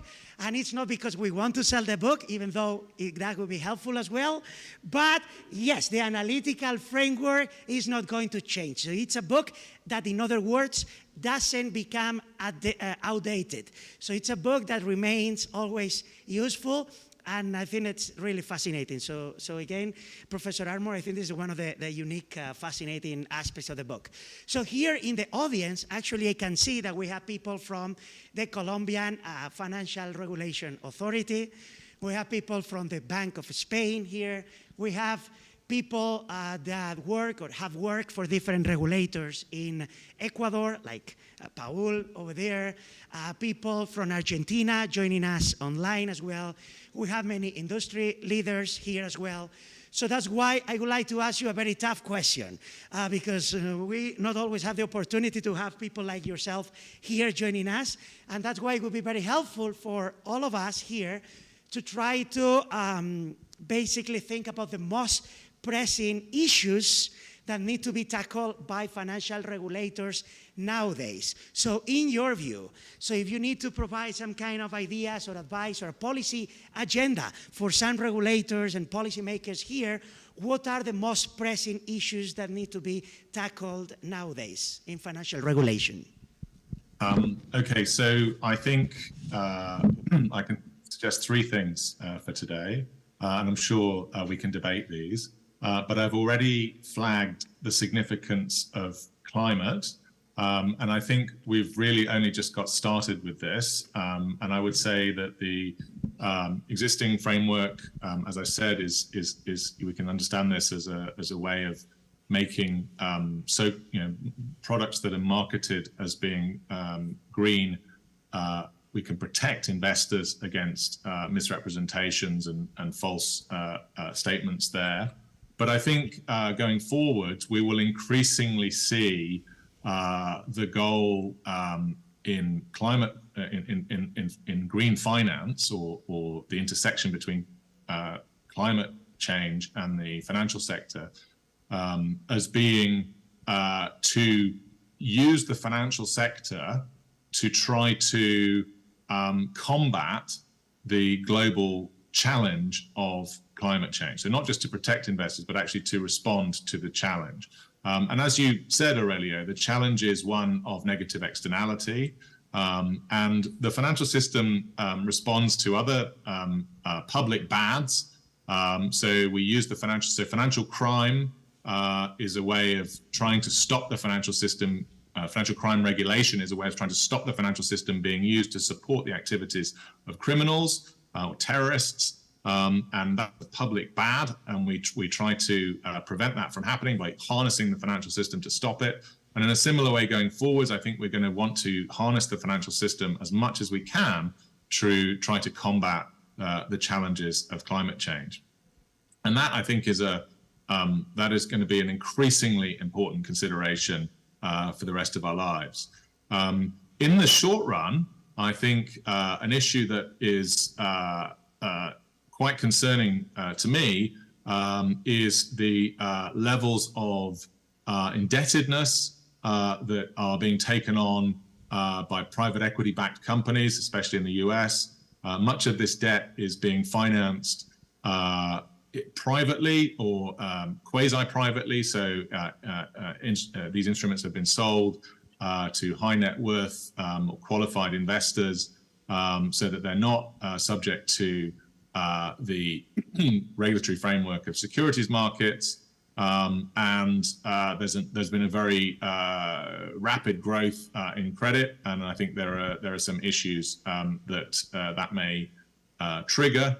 And third is related to that, and I actually think this is also quite worrying for the medium term, is the high levels of indebtedness in China and the way in which there's been lending from China to many countries around the world.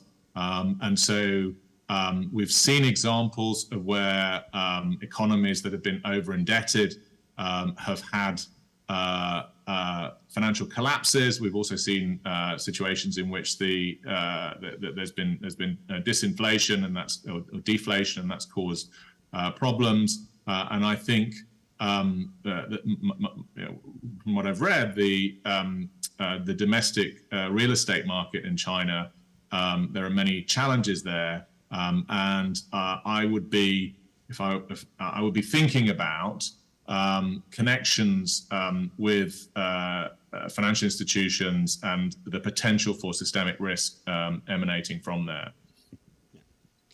Yeah, thank you so much, Professor Armour. And now for a final question, which is more like kind of a comment. And again, if I am biased, I guess that you must be more biased. But actually, many of us here decided to embark on this project, this translation, because we truly believe that this book represents a turning point in the way financial regulation is understood, and also is taught also in law schools in particular. So that's why we really believe that not only this book is probably the world's leading textbook on financial regulation, but also a real turning point. So what are your views on this? Do you think that we are too biased, or it makes sense to think about this book as something that has changed the way we think and the way we teach financial regulation? So I don't think I can really answer that question. I think that you who read the book and try and understand the financial system through it to answer. But yeah, thank you.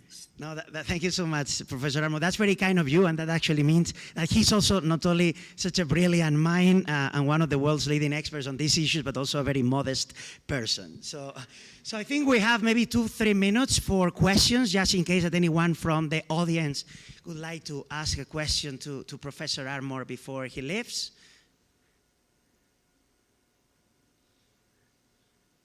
It's very intimidating, I know, to ask a question for Professor Armour. So we have a question here from my colleague from SMU, Professor Nidia Remolina. So please, maybe you can use the microphone. Yeah. Thank you so much, Aurelio. Thank you so much, Professor Armour, for being here today with us. It's an honor, as Aurelio mentioned before. And my question is about the new challenges in terms of digital transformation of the financial sector. The Principles of Financial Regulation is, of course, a book that would be applicable for financial regulators in that regard, in terms of what they should still target in terms of achievements and goals of financial regulation.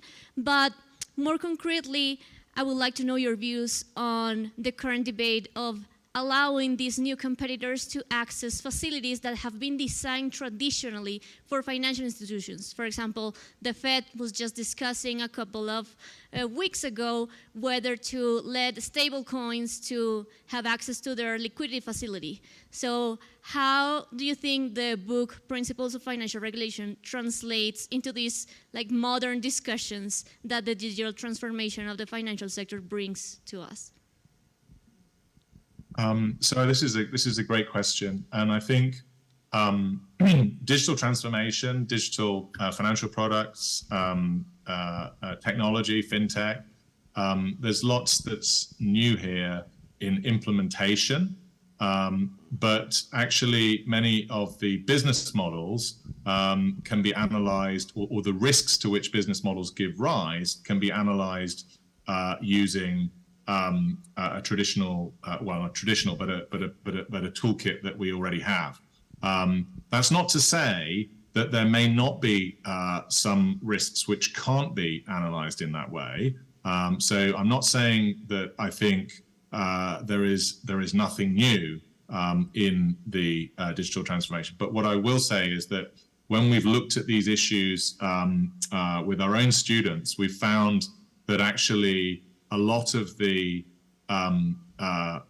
questions do actually lend themselves to being answered in ways that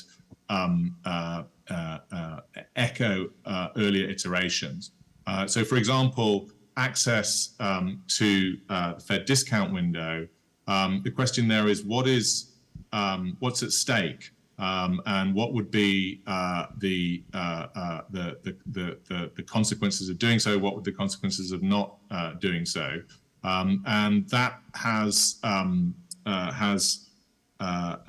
is a similar question that's been asked previously with other non-bank financial institutions, and the questions, the way of answering this we found useful is to think about what the nature of the risks are. Is there liquidity transformation taking place? Is there maturity transformation taking place?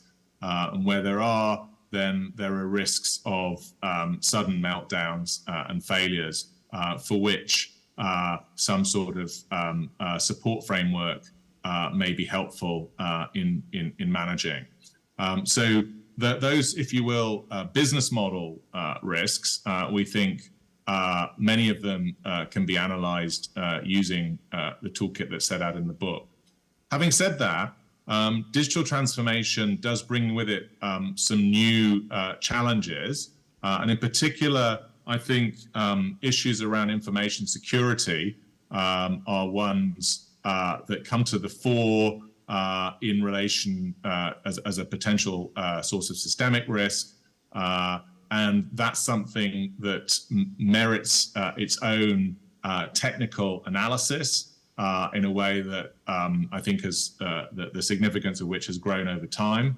And also, I think that the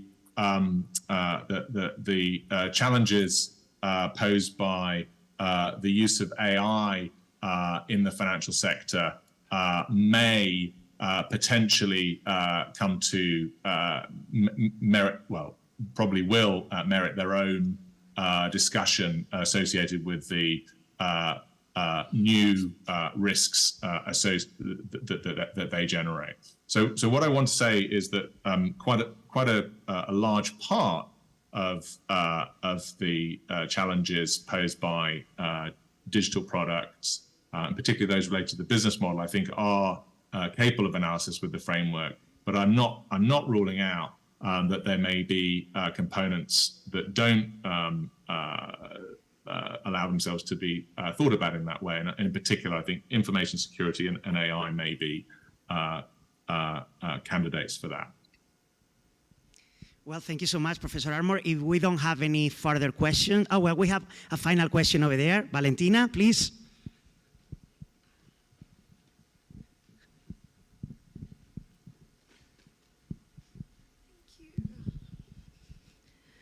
Good morning, Aurelio. Thank you very much, and good afternoon, Professor Armour. I do have a question, and Aurelio sort of mentioned a while ago the intersection between corporate governance and financial regulation. And my question is, what are the main and current challenges, and which should be the goals of corporate governance for financial institutions nowadays?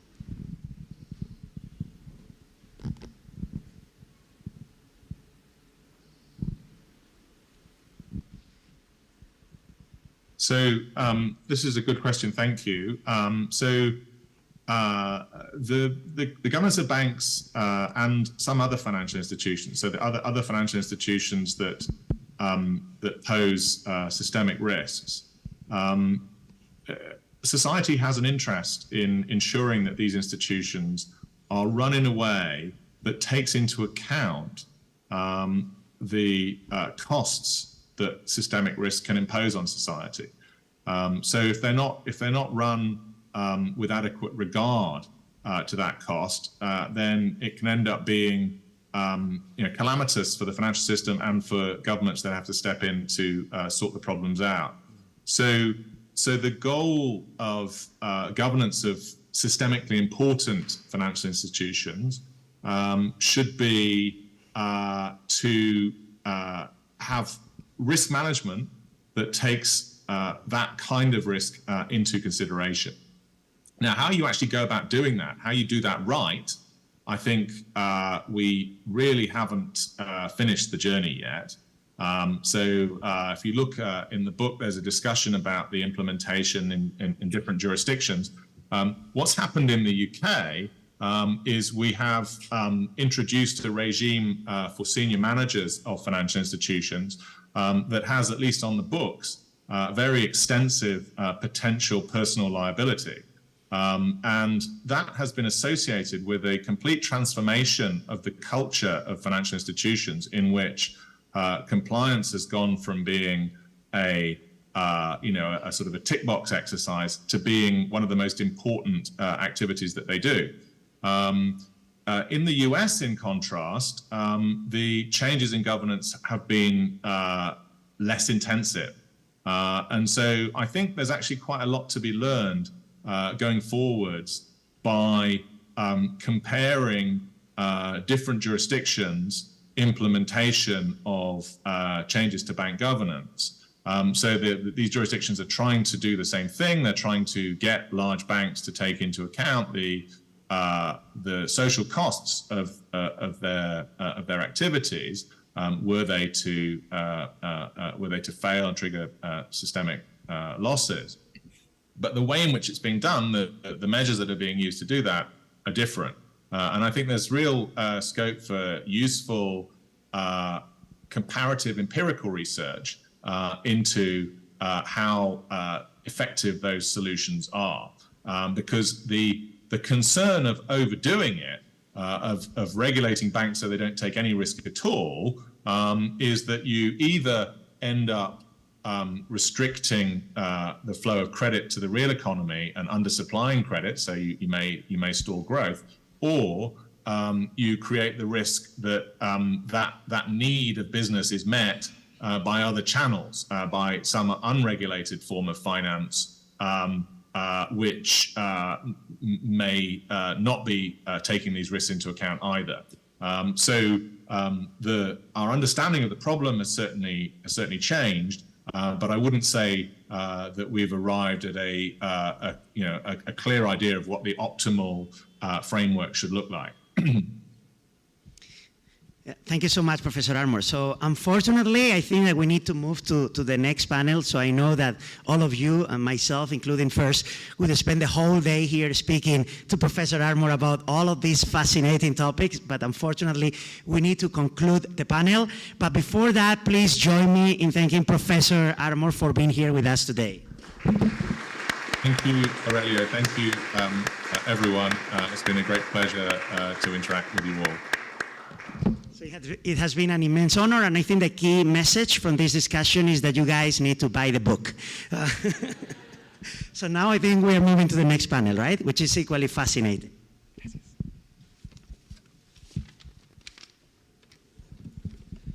Thank you very much, along the distance, Professor Andín, John Armour, author of the book. Y muchas gracias, Aurelio Urrea, por esas palabras. And our gratitude, and as coordinator of the translation. So we will continue with the panel that will be comprised of the following 4 persons and the moderator. And I would like to Rosa Maria Dastra, Jaime Herrero, Emmanuel Cedeño, and Carlos Andrés Uribe to come to the front to the panelists. Yeah, I will introduce the moderator.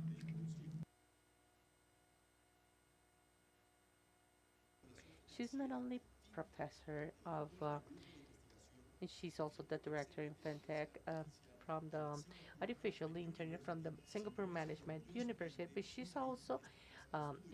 is also one of our daughters, and she's a graduate from the School of Law of Universidad Javeriana. And I will pass the floor to you.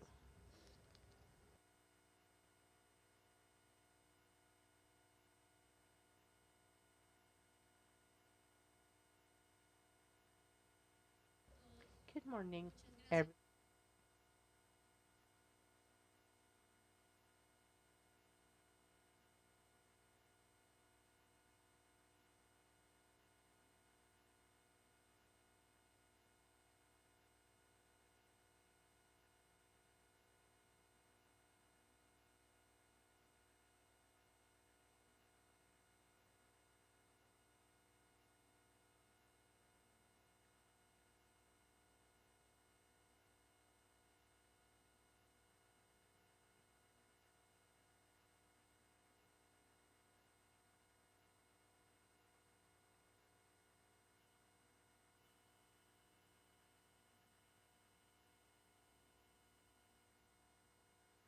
Profession when we're talking about checks when jurisdictions like Singapore are forbidding this type of checks. No more checks will be available. So I'm going to say that in Javeriana and with the bias of being from her. This is the first opportunity that I had the opportunity to read Rosa Lastra, a great professor that we all admire. She I will introduce her, but she's joining us here virtually. And this is also, and it's also the first time when in the capital markets, I read Stephen Schwartz and shadow bank work of shadow banking and ba- this whole issue that was so important.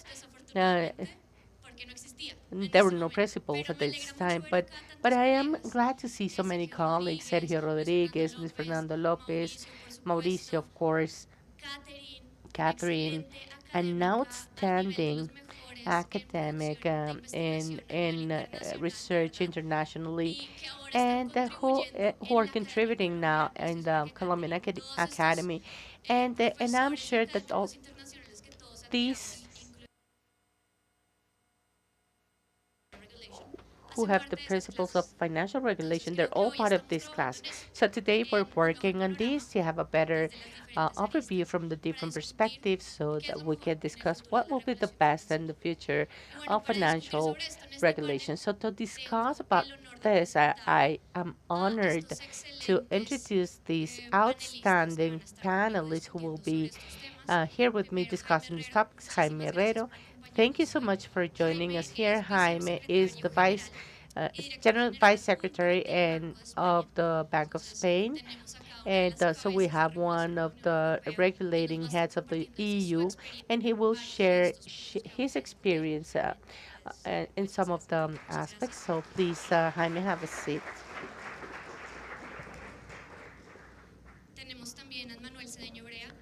We also have Manuel Cedeño Brea, the intendant of the stock market of the Dominican Republic.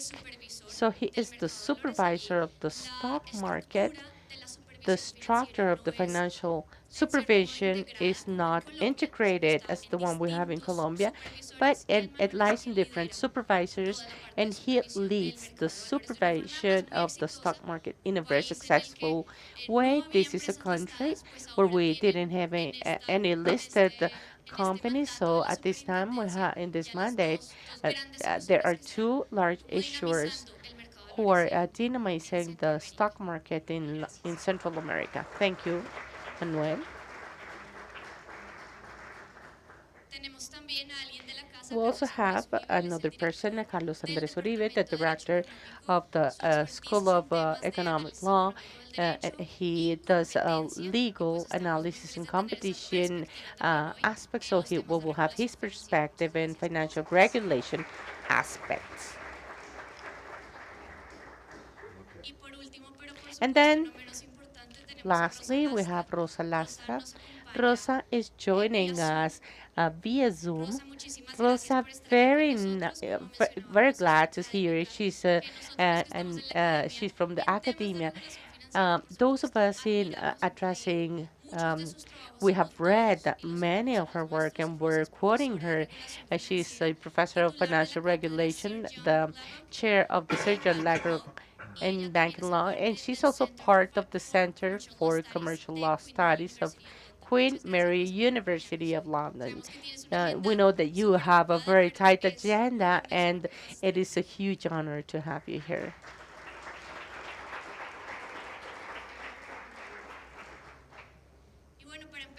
And to begin this conversation, I would like to first address a very important topic that has to with financial regulation. It's the macro perspective that we need to use to address financial regulation, and where there is a very significant emphasis in terms of uh, the summary written by Rosa Lastra. Rosa, in your work, you have always emphasized on this, the importance of talking from the macro and analyzing from the macro the financial regulation as the book does. Do you think that the failure of the financial regulation in crisis like the one in 2008 evidences the macro perspective failure? And do you think that we have learned part of this crisis in that regard, or do you think that there are some flaws and gaps in financial regulations that perhaps are not considering this macro perspective on the design of regulation. How do you think that these lessons learned have been addressed in the macro perspective from the global financial crisis in terms of how the financial regulation is designed? Good morning, good afternoon. Thank you. Thanks to the organizers for inviting me to share this with those of you that I know so well and who I do admire. This book, the book that these colleagues have published first in English and which were translated into Spanish, it's an awesome contribution to the financial regulation. It is true that when I started my PhD years ago, I thought that there was a need to have an approach when studying aspects related to banking and finance, an approach that should provide better or pay better attention to the macroeconomic aspects and on the macro prudential supervision. And in my PhD, we this is something that I've done in the past 3 decades.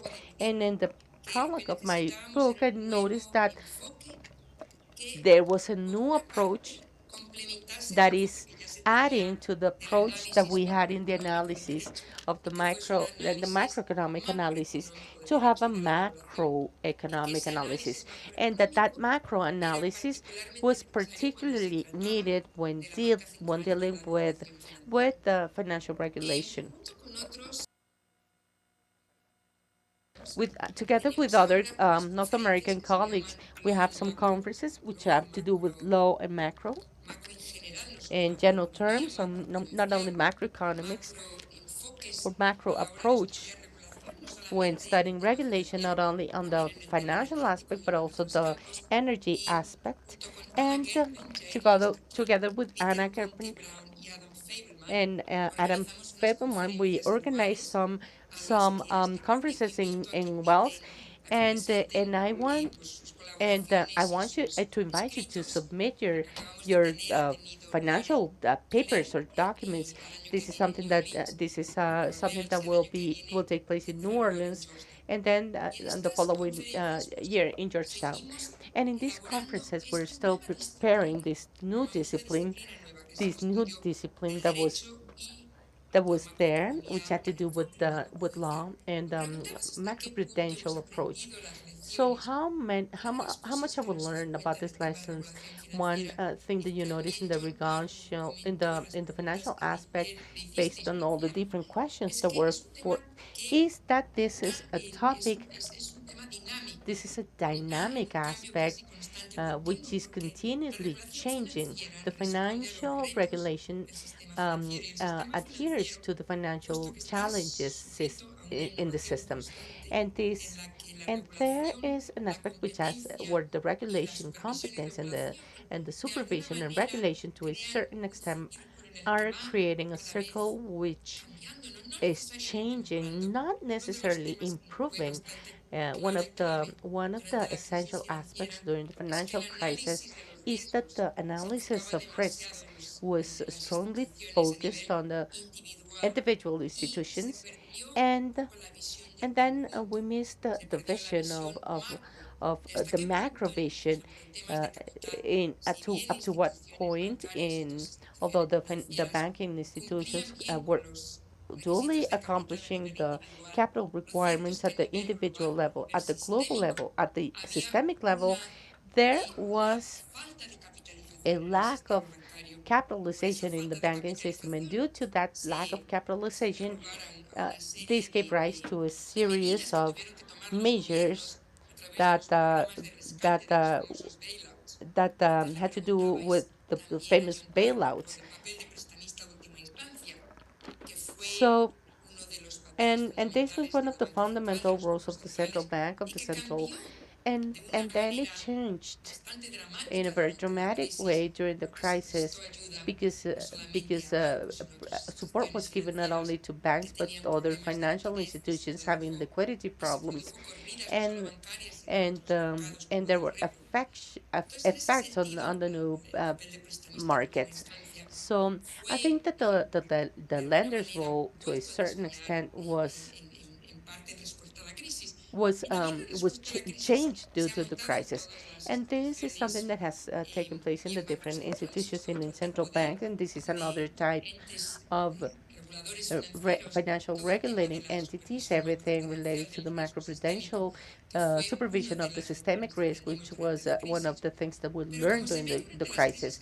But the way how we see it in 2023 in the Silicon Valley Bank or Credit Suisse or or or other aspects which are still um, a situation in the different markets, both emerging and developing.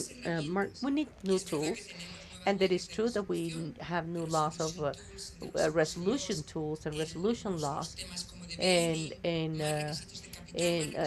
capital requirements. But it is clear, since this is a dynamic aspect, we need more. Um, I know that I'm giving you a long response to a question with many dimensions. I am part of a group where we have the involvement of many countries, including Colombia, Costa Rica, Brazil, Argentina, and this is a legal project of UNITRAL, which is the Organization for the Unification of Private Law, where we're trying to establish a legislative guide that will be published in 2024 for one of the topics that we need to converge internationally, and these are the banking insolvency laws of those institutions that, given their size or due to the lack of systemic risk, are not considered in countries having a dual system due to resolution or solvency, which are not considered sufficiently large to be subjected to a new process for resolution. And in these entities, we are doing some managing some principles in terms of policy. Another aspect is that with the monetary standardization and the end of the quantitative easy, they pose a huge challenge for the different banking and financial institutions as to how to address the quantitative tightening. And this is the response to inflation and developed markets. And in this system, in this new challenge, central banks and regulators are finding a macro and a micro challenge in terms of addressing financial aspects. And I am honored to be the advisor to the Chamber of the Lords, um, which has been there since 2023, where they are convening governors, economists, both from England and other countries,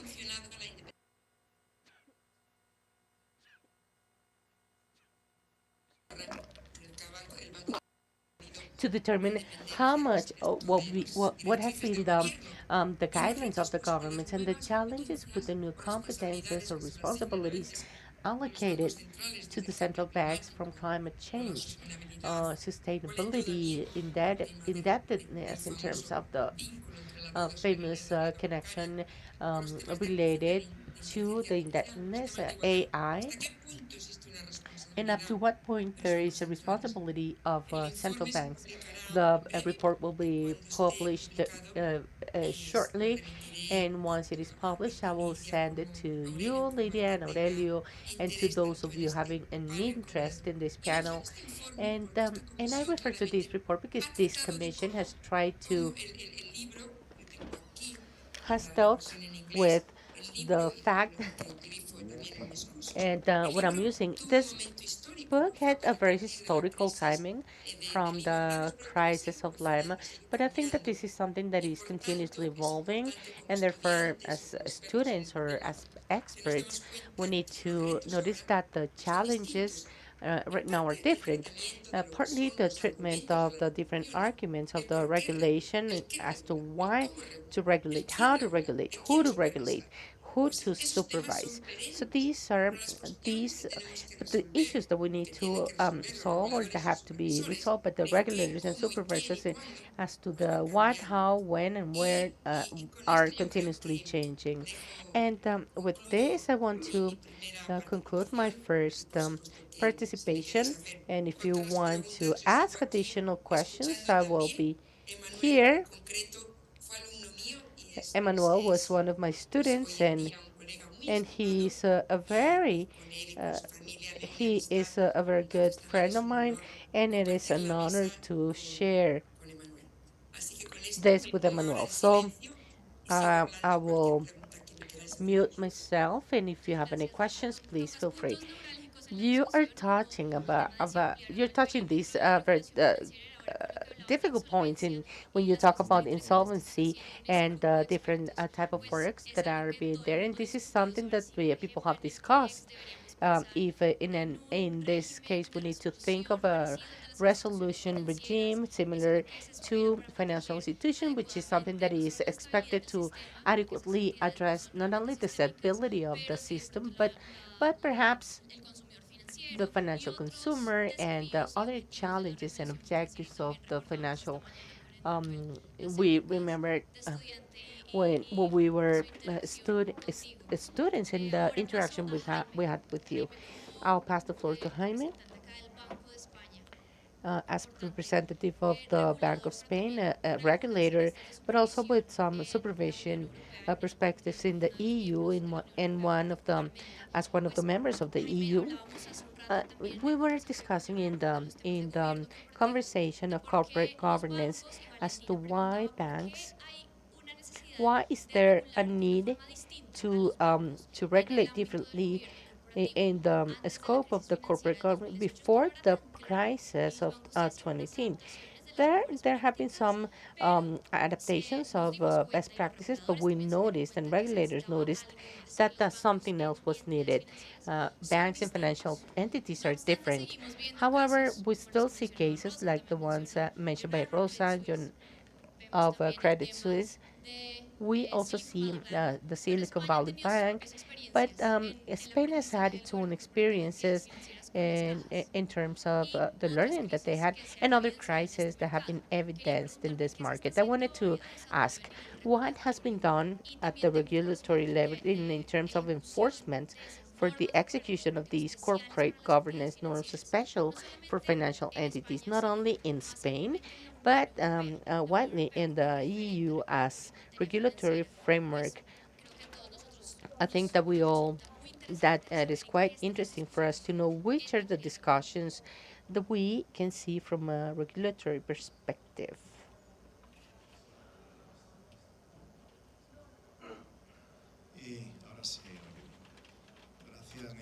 Thank you. Thank you for the invitation and to share with the people in this panel. If I respond to your comments, I think that the 2008 crisis has taught us a lot of things from the corporate governance. Crises are suffered and they are useful to learn.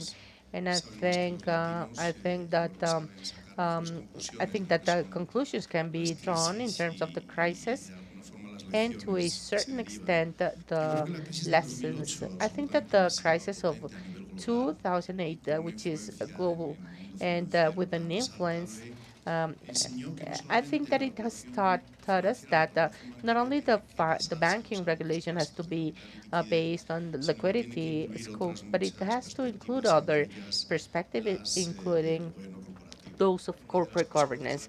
One of the consequences of the crisis is that all those who determine the financial system from a specific corporate governance, understanding that This is a business model, and its funding, as explained in the book presented here, it demands a different model of governance, and it also influenced the banking and financial system in the real economy on a day-to-day basis. This transformation of savings and credits, which is the basis of our system and the basis of economy, it implies a huge impact in the economy, uh, not only for the different, but the protection of depositors and public resources. So this gave rise to a concept that for decades was not so common, and in the macro line, the financial stability concept, this concept that the financial system needs to pursue not only the stability of the entity itself, which is fundamental, but also the financial stability at its soul. So the new financial regulation that is coming up, fundamentally in Europe but especially in the EU, it is it's more interventionist. It is more intense, which is different from what we had. Uh, we're not using the compliance or the explanation, and at this time there's a regulatory framework that is much more powerful, which involves the designation and the operation of the steering councils and the executive um, powers within the retribution of the financial entities. Within this stability of financial stability. So what we're asking from administrators and from the supervision standpoint, we're supervising the financial system together with the other 27 countries of the EU, but fundamentally with the euro area, which includes the supervision mechanism, and on April 2024 will complete 10 years. As to respond to your question, interventionism is higher. It is, and I think that it is much more logic, which is varied. And where is this regulation taking place? And operation of the council, and the key event, which whenever there's an appointment, we need to individualize it through the operation of the dynamic of 5 key commissions, which is a delegate commission, a risk commission, and the retribution commission, which needs to clearly establish the presence of freelancers as an element of balance of the management of the entity itself. In many of the commissions, there has to be a president, and most of they have to be permanent. This is much more of an intervention in regulation because it's seeking for more balance in terms of the operation of the council, not only understood as gender, but specialization. Addition, it demands independence to have a greater view of the stability of the entity, and with this, with more intrusion and better regulation, we should not forget that the public regulation is needed in a system that guarantees the survival of the system. And from my personal experience, this is one of the most gratifying approaches, and it is gratifying in terms of the knowledge. An individualized system where we need to declare that the person that is appointed for an executive directorate or for this could be the right people. So we need to guarantee experience, knowledge, professional experience, possible conflicts of interest,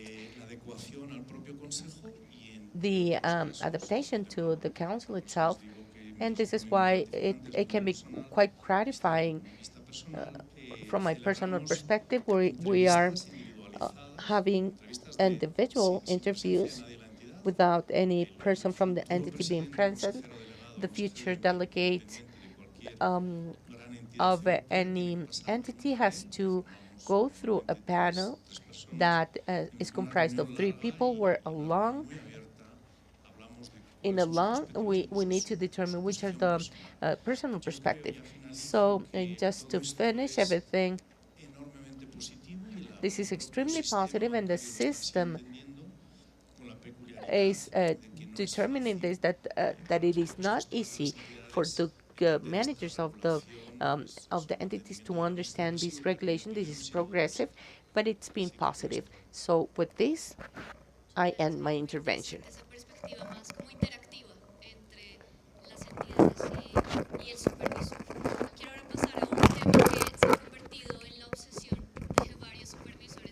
Well, the obsession of several supervisors worldwide, but more in Latin America, we have spoken of how to develop the securities market from regulation and supervision. What can we do? How can we change? Which bolts can we tighten to increase the number of issuers and or investors come to the capitalist market? How, as a supervisor from the securities market in the Dominican Republic, what practices are you implementing to achieve this? Seeing the progress that the Dominican Republic has had in dynamizing the market, and how do you believe that the book of principles of En la región piensan en esas fórmulas no mágicas, pero que a veces suenan lógicas, pero necesitan ajustarse para incrementar el volumen transaccional en el mercado, o el número de emisores, o la masa de inversionistas o inversores que acuden a estos escenarios? Bueno, muchas gracias a los organizadores también. Es un enorme privilegio estar aquí con todos ustedes, mi profesora Rosa Lastra, y con académicos y supervisores de la talla del señor Herrero, del profesor Uribe y de Nidia Remolina. Yo creo que no hay una fórmula mágica, es un reto. Digamos que tengo solamente un año siendo supervisor del mercado de valores, vengo de la supervisión bancaria, donde los retos son diferentes. En República Dominicana el sistema bancario tiene más de 100 años, mientras que el mercado de valores apenas este año la superintendencia celebró su segunda década de aniversario. Es un mercado relativamente joven, donde en 180 años de historia que tenemos como país, donde yo sé que en Europa hay corporaciones que tienen más de 180 años de vida, por primera vez se colocaron acciones de oferta pública este año. Lo que sí, digamos que los retos están ahí y estamos tratando de enfocarnos en el mercado, en la oferta y en la demanda. Del lado de la oferta, aunque hay 41 emisores corporativos y unos 74 patrimonios inscritos en el mercado de valores, y hay activos en custodia por 46 mil millones de dólares, billions en inglés, ¿verdad? 46 billions. Tenemos enormes retos porque el 88% de eso, en el caso de República Dominicana, es del Estado, ya sea del Ministerio de Hacienda o del Banco Central, que nuestro sistema, nuestro país tiene esa característica donde hay 2 emisores soberanos que se dividen la curva de tipos. Entonces, eso de resultado te da un efecto de crowding out para esos emisores corporativos y esos patrimonios que apenas tienen el 12% de los valores emitidos. No obstante, hace 10 años era 99% y 1%. O sea que se ha ido creando como un wedge ahí, ¿no? Una pequeña bisagra donde se ha ido ampliando la participación corporativa y privada en el mercado de valores. Desde el punto de vista de la oferta también, lo que hemos visto también en los países de la región es que las normas financieras internacionales no han sido ampliamente adoptadas y eso genera dificultades de acceso para los corporativos. sobre todo para corporativos que quizás tienen condiciones para salir como emisores de acciones. Pero las NIF adoptadas, entonces tienen que hacer un proceso de transición que resulta extremadamente costoso. Issuers, and this process is very costly. If the countries could somehow go, and this is what we're promoting in Dominican Republic on how to do, making companies, the NIF and the NIF PYME, as part of their accounting, through the law required, and provide a transition period up to 10 years of transition. Maybe in 10 years, it's going to be less onerous for the companies to make the transition with their accounting. What the financial sector, you know, that the bank is very difficult to change their banking core. For a company, it's very difficult to change their accounting and invoicing to another system. So in the case of the first company that came out public, they had a cost of some $8 billion, and not all companies have the pocket to do this. So therefore, this would limit access to the creation of share capital. Okay, we have an equal challenge here. We have some 180,000 investment account in the securities market in the Dominican Republic. If we see the amount of debtors that we have in the banking sector, we have 2.3 million debtors. I do not know of the deposits because of the secret of banking sector, but we have this. So we measure the amount of accounts and the amount of customers or clients that they have in banks. We see that this is only 7%. This is nothing. This means that many people do not have access, and the gap is enormous. So modestly, we launched a challenge not to arrive to 1 million or half a million investors in the securities market, but arriving to 250,000 investment accounts. But this requires that the participants that are both brokers and the society that administers funds, especially mutual funds that have investment accounts, have to open at least 2,000 new accounts per month. And we're not just speaking of a single investor, but investment account. And in volume, most of this goes to institutional investors like the pension funds, and besides that, aggregated demand of $46 billion that are 12 demand 1 billion of Dominican pesos of what is in custody. They're the main investing banks. This is one of the challenges that we're working on that have experimented the winters that we have called, and much this morning the financial superintendent of Colombia mostly has had a winter where they don't have new opens but OPAs and delistings. What they've done is that many companies take their shares out of quote and go to other markets, and this is a tragedy that no country would like to see. So I think this is where we have the challenges. I think the securities market in the Dominican Republic is in a good moment, but we have to take advantage of supervision and regulation and supervision of prudential indicators, and we have to have good standards up to date. And there's a personal reflection that in the banking world, we have the Basel standards and the Committee of Banking Supervision and the Committee of Stability of Finance. They're pushing this, at least in my experience, in fixing standards in the securities market. It's the OSCO. We are lagging behind because there's a separation between the Anglo-American vision, more American vision of capital rules, and the Basel section, and also by capital, weighted by risk. I think the regulatory movement has lagged because there's no consensus. There's a different vision on both sides of the Atlantic. And this is why maybe the countries have to be more proactive and work with international bodies like the IMF In the Dominican Republic, we're doing this so that our prudential norms or regulations are modernized and kept relevant and covering the risks that we are identifying in the supervision and nothing in theory or something that was done 25 years ago. So we are very vigilant regarding the Committee of Banking Supervision, but we do not supervise banks. The situation is similar, and what we're seeing in the banking world are relevant for the securities market. The Institute of Financial Institutions, the big exposures is what we're seeing in the regulation and the securities market. We need to continue improving because there are things, issues could be accumulating and affecting everybody. This is the perspective that we have from that front. Thank you, Emmanuel. Now that you mentioned that help and leverage that you have in the Dominican Republic with these international bodies to have better practices, better regulation, it is something that you have in the area of competency, not just in the banking sector, but in securities.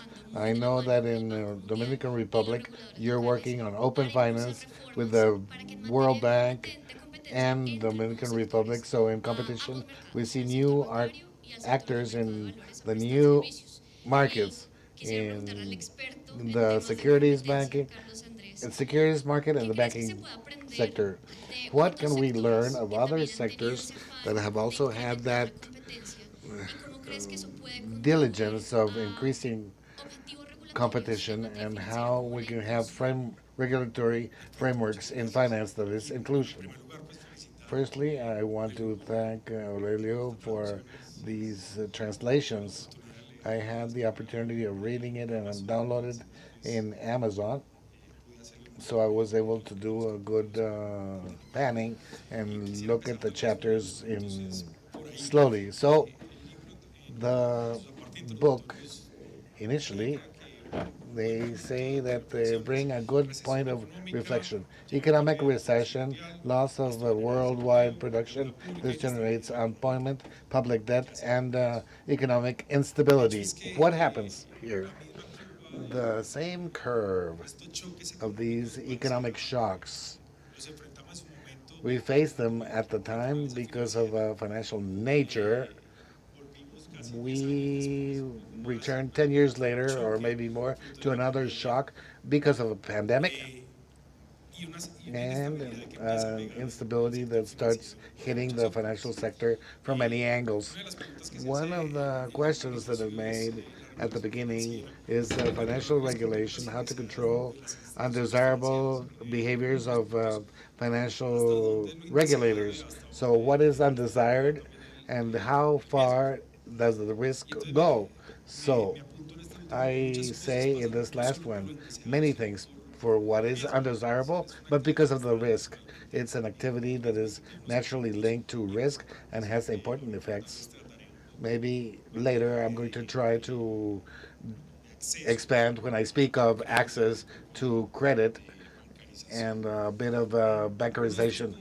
So one of the points was pointed out in the reflection generated, there's a separation between commercial banking and the securities market. And the question is, why are these two markets separated if they go hand in hand? If they have a vision of securities market that has a source of liquidity for investors by other investors, what happens when that market does not work? So if that market is not sufficiently solid or deep, where do they go? So we have one single place to go. So it's commercial banking, and they're the ones that start receiving not just a way of delivering or channeling resources or provide deposits to lenders, but also be a kind of investor. So they have roles as investors, and the regulation stops there. And I say, how far do we allow them to be investors? One part of the crisis at that time was that when we speak of macroprudential regulation, we did not see how the risks had connected to different institutions through the different balances and coverage of those risks and impacting the different agents. When we have that model, when the commercial banks also end up having the role, because somebody has to take the role of investor and contribute.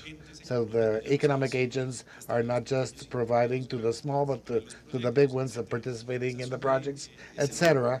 That is the role. And from the competition, could say we had a case of free competition, one of the 4Gs at their time, because they take on a role that is not only limits to one point, but they have to surveil the whole operation of construction and others, but also end up playing a role that goes beyond what would be expected for a financial institution. So this is clear.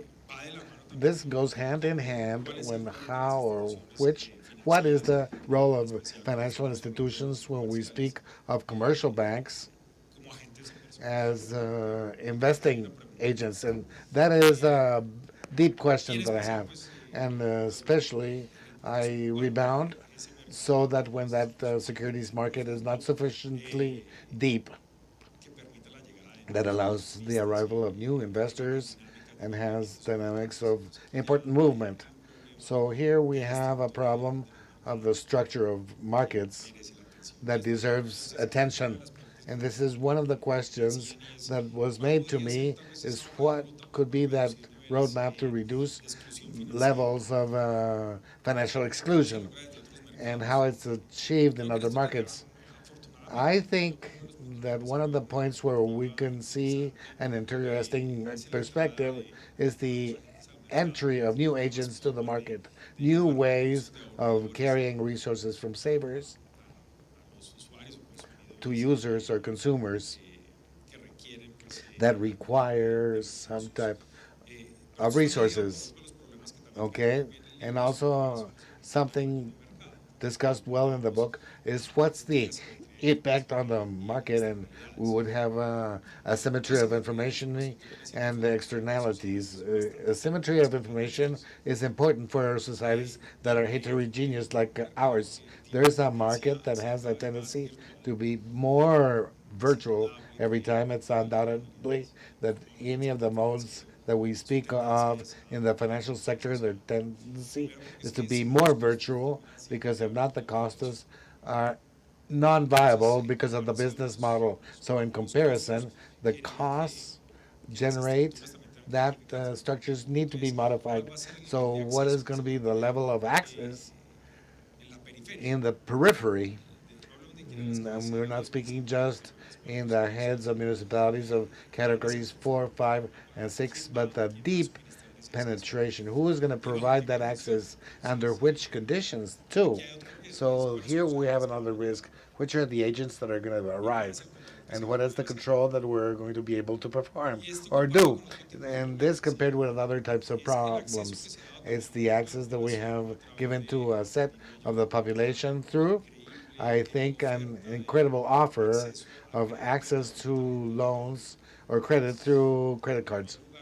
There's no place where you go that easily they offer you a credit card with your ID.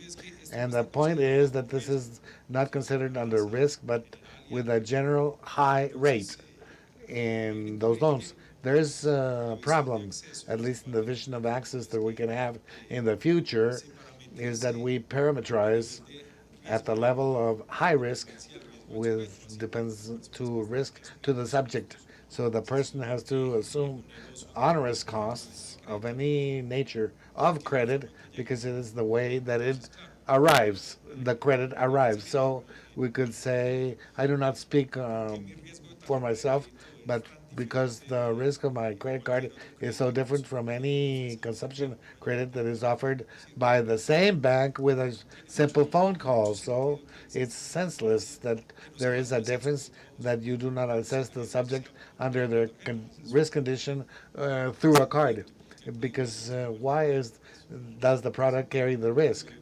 This, I think, in a very technological world with so much information available, is senseless. So I point out the need of changing certain paradigms that we have and take on with focalization of the need for access to resources that are had in many locations, but with protection at the level of the rate.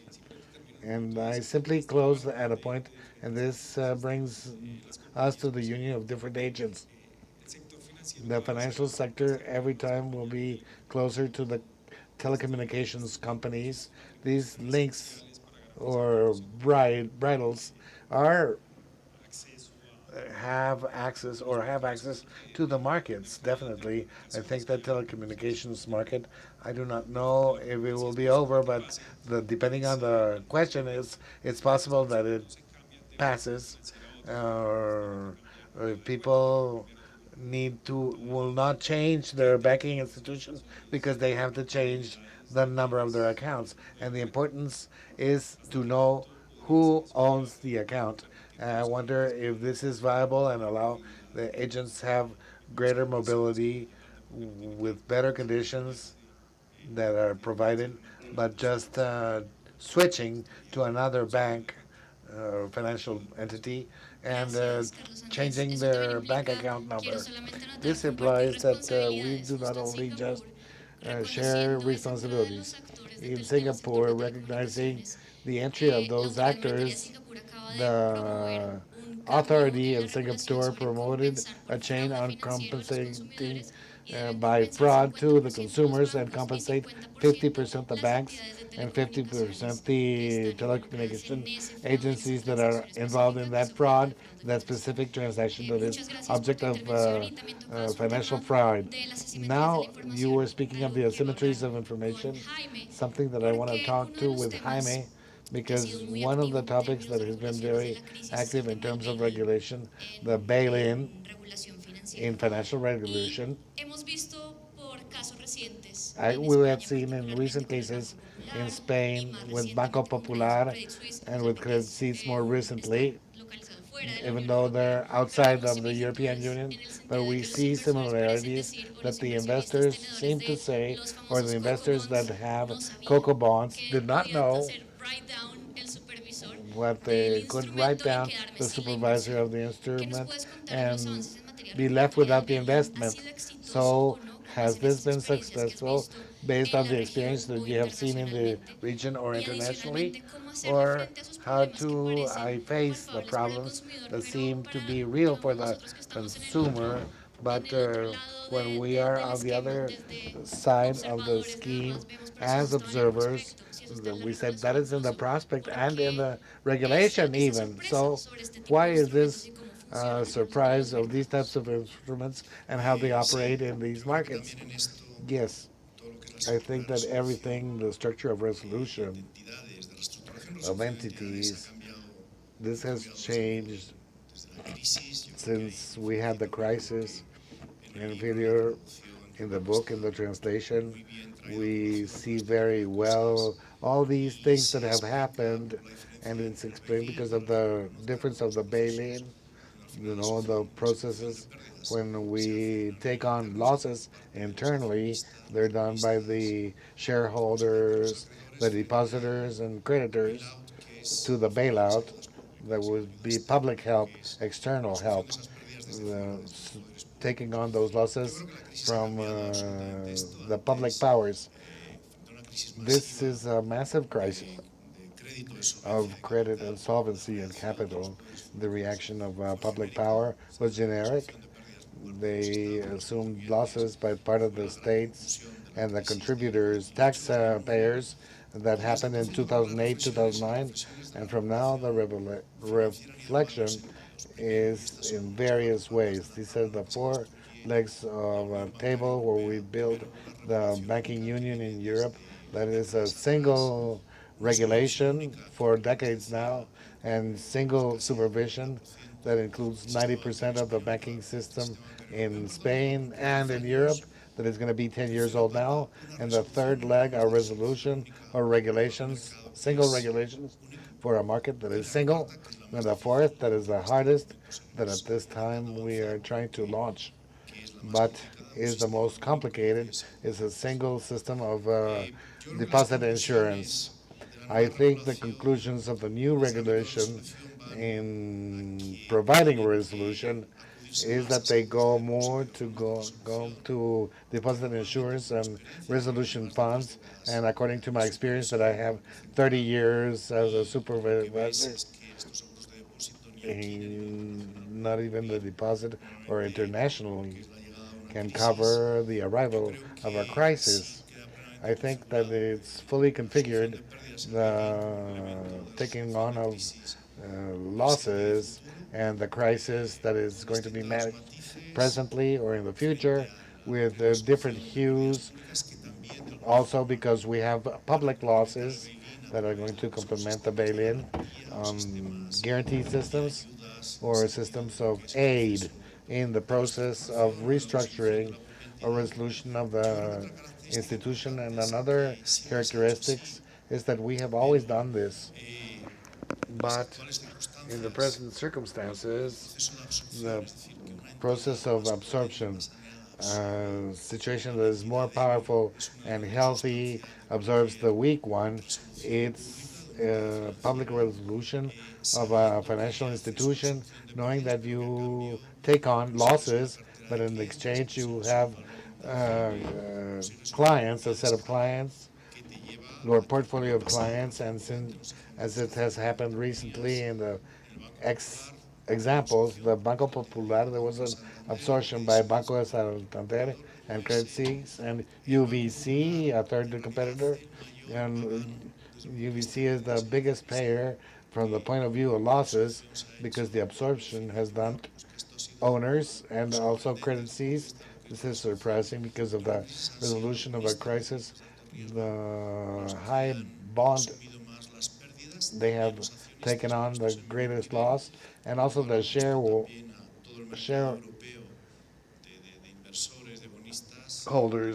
and also in Europe we have and know the investors to know which way this is going to the future and the resolution. According to my experience, I want to say something that is very particular that we see in these processes because we know that the process of Banco Popular has been a resolution of a crisis, a European crisis, a European banking crisis, and also with Credit Suisse, Swiss situation. But we have a school of supervisors and the intervention of all countries where we have branches from the head office, and also take these um, introduction of the collegiate mechanisms. I made the first reflections. We were 36 hours since we decided the resolution of the entity until finally it was adopted, forming everything and creating documentation and generating decisions in the different collegiate bodies in Spain and Europe, so that we begin one day at 7 p.m. the first meeting of national bodies for resolution or supervision.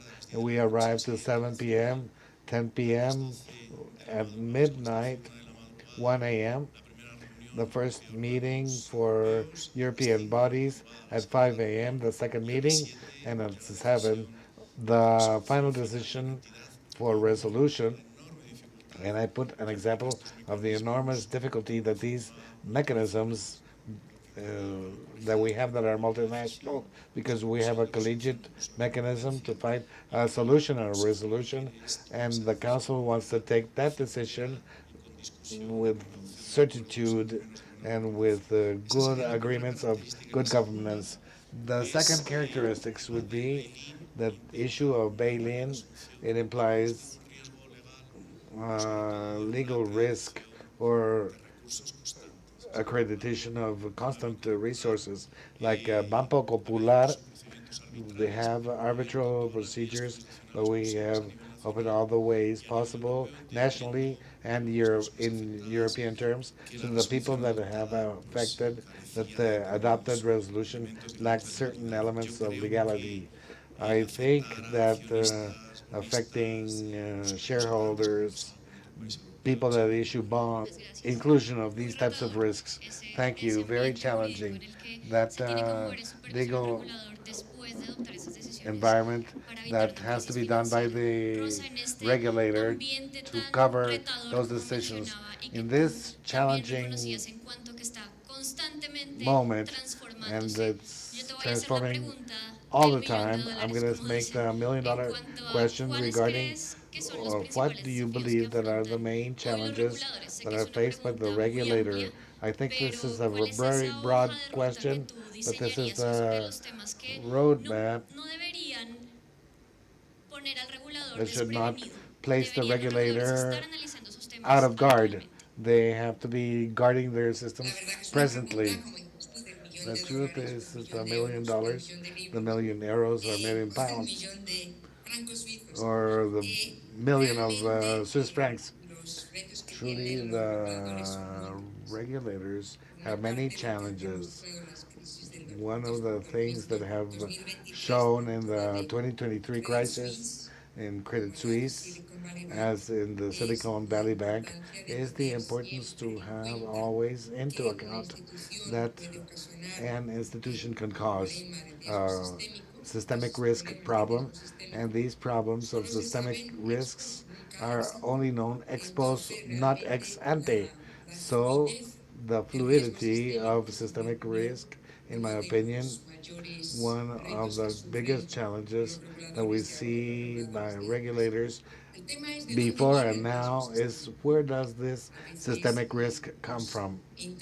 Sometimes we have tried through the stress test and other supervision instruments that are micro and macro prudential, where those systemic risks could come. But what shows the innovation, financial innovation, is that those systemic risks can come in terms of SPX, or the crypto markets. They can come from climate change. They can come from the insurance markets, as the American insurance group AIG in the financial crisis of 2007, 2009. They can come from the entry of big tech in the financial topic. Also, they can come from the sector of shadows. They can come from the alternatives of credit systems like payment systems, not just in the crypto area, but other alternatives like that's one topic, the fluidity, the systemic risk. It can come, climate change, topics of sovereign debt. It can come from issues of poor resolution made, or it can come from topics where the supervisor has not understood non-performing loans, for example. A crisis like the pandemic is one of the interesting topics at a macro level, is how the models sometimes have failed when they forecast or stop a crisis, and they have not taken them into account. This is very important for central banks. And also clearly something that you have mentioned, the topic of digital money and the fiscalization of the financial markets. And then the response of the regulators before Syntax, VecTech, SubTech, ResTech, TepTech, Deposit Insurance, Resolution Tech, Supervision Tech, Regulation Tech. You remember a bit of what Lauren Vestager wrote from Harvard as code as code. These are very interesting topics. The topic of digital information, and also IA, AI, the issues of compliance, and also, okay, we have departments, or there are departments that will disappear or change radically within the banks. So another topic is the was mentioned indebted, private and public indebtedness, and the connection between private and public indebtedness, not just private to the corporate level, but also indebtedness of the banks and topics of sovereign debt, and this also contribute to banking crisis. It's a constant, and also that has been mentioned is refer to the fluidity of the system or systemic risk, but also through the financial system that is fluid, but is banking, we have a risk of the securities market or the gold market and other topics according how they grow every time more, the instruments for investments, pension funds, hedge funds, asset management, and also how far they become systemic and how we fix them. So the challenges are multiple, and somehow they demand, on the one hand, regulations that constantly adapts, but on the other hand, what the English or the discretionary judgment, the capability of being able to purge or have the understanding and tools of valuation at the time that we face the challenges. Jaime referred to the Banco Popular. I had the privilege of being able to participate in one of the arbitral and the enormous challenge that it supposes for supervisors and also possible expense for the government of all the banking crises. The public expense is always at risk when we're talking about a banking crisis. In the European area, clearly we have seen the transfer of competencies where the supervision and resolution of entities that are systemic, it's at a European level, also creates a challenge for supervisors and regulators nationally. So also the topic that is called multi-level government, how far are there issues that continue being at a national level? There are topics that are regional or subnational, or there are issues that are international. So this, I would say, they are.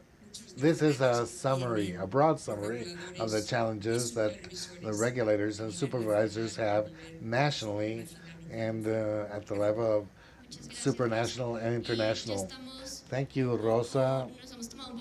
We have taken a bit more than assigned to the panel, but I cannot close for one question for Manuel. In this challenging surroundings and your experience as a banking supervision and supervisor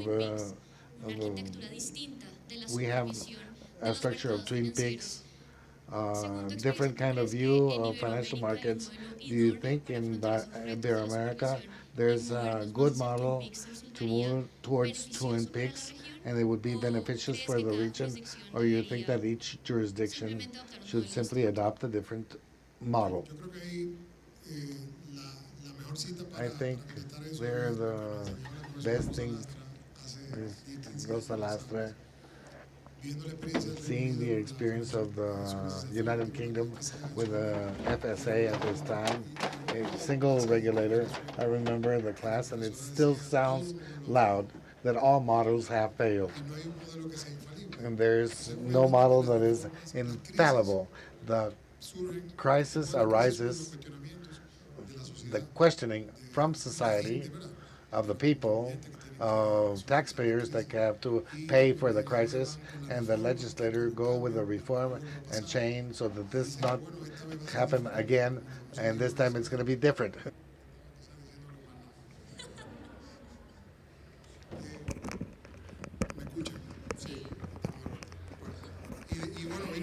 Okay, so then there's a crisis.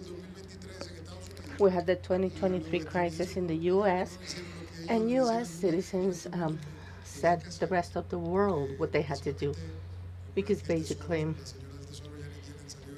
Janet Yellen said we need to have a protection blanket, and then it stabilized the system. But we were all destabilized when we were saying that we shouldn't use any public fund to rescue the entities. There's a security network for the protection of these deposits. So at the end of the day, there's not a model that is the silver bullet. We need to have competent people, and this is not even a guarantee. I'm going to give you an example.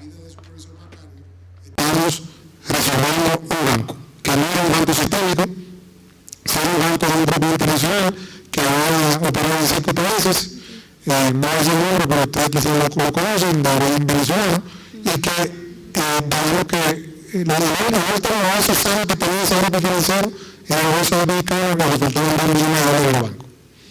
Era 0.13% de todo el sistema. Y eso tenía 7 oficinas, unos 3.000 millones de pesos de activos, que en dólares, bueno, $2 millones no era tanta plata. Pero al final del día había 90 personas de la superintendencia, incluyendo el equipo directivo, incluyendo a mí, que estaba en una posición directiva de regulación, supervisando la resolución. Nadie pagaba plata, fue muy difícil separar el banco bueno y venderlo, porque nadie quería comprarlo, a pesar de que en teoría la misma era un Ferrari, donde el Banco Central con unos fondos de resolución te va a dar lo que tú pagabas, pero básicamente no $8 millones en efectivo al banco que lo comprara, que comprara el banco bueno, y se logró hacer la resolución, pero tomó 60 días y muchos recursos. Al final del día, mientras eso estaba ocurriendo, los tipos de cambio comenzaron a subir para luchar la inflación. Y la tasa de política monetaria fue de 3 puntos a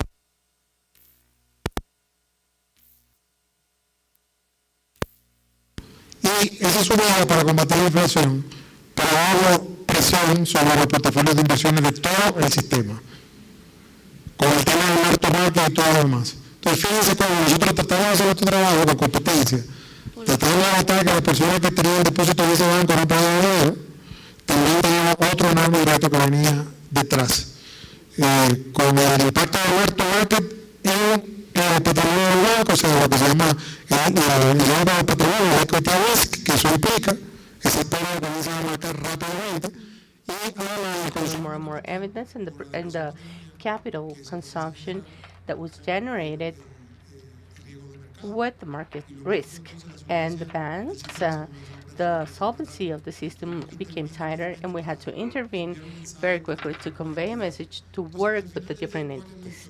So what's the story at the end of the day? Supervisors have to be competent. That doesn't even secure that a crisis could be prevented. And if we look at the different countries like ours, where we've seen a lot of challenges, and there are political challenges, you need to make sure that the superintendents or the regulators are unique or segmented by sectors. They need to have adequate budgets, competent people. They need to have sufficient funds available.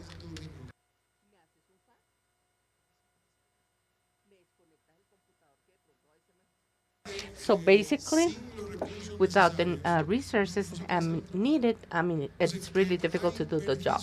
So there are benefits from being integrated, and that's evident. I don't know why do we need to have 3 institutions with human resource departments that could imply a single department or technology aspect. The central bank has technology resources in the banking superintendency. They have a really interesting financial budget. So superintendents like insurance and values, they have less amounts available. So that's where we want to leverage on our older brothers so that they can support us in the compliance of our targets, and to do to do the soft tech and red tech in order to have to do our work better. So this is perhaps the reflection that no model will be bulletproof. We need competent people and institutions having a well-defined mandate, and also financial, human, and technological resources to do the work and to work together. So there's a segmented system, and if there's an integrated system, we should work together to make and not operating as silos. Thank you, and thank you all for hearing such an interesting panel. Thank you to our panelists, Rosa, from having you remotely. We hope to have you in person here. Jaime, Carlos Andres, and Emmanuel, thank you so much for the invitation to participate in this panel. And with this, and then we will have the last intervention.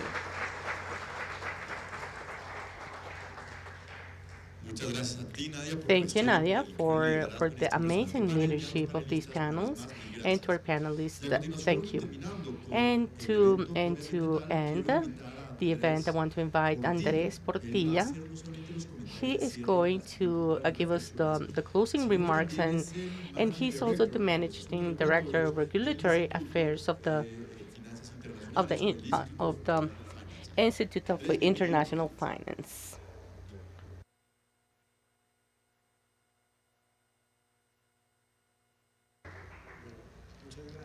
Thank you so much. Very pleased to be here.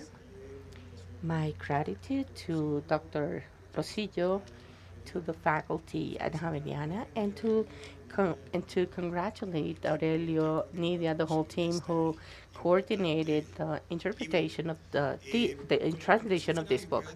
As I'm going to be very short and concise, it is very difficult to say something new when you have covered so many spaces. And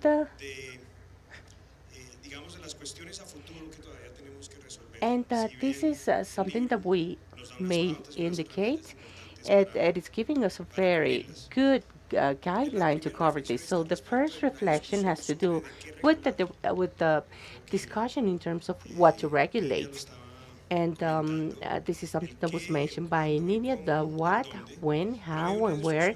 But there was a very interesting discussion in terms of regulating the activity. So I think that it was very interesting to talk about this type of aspect. The evolution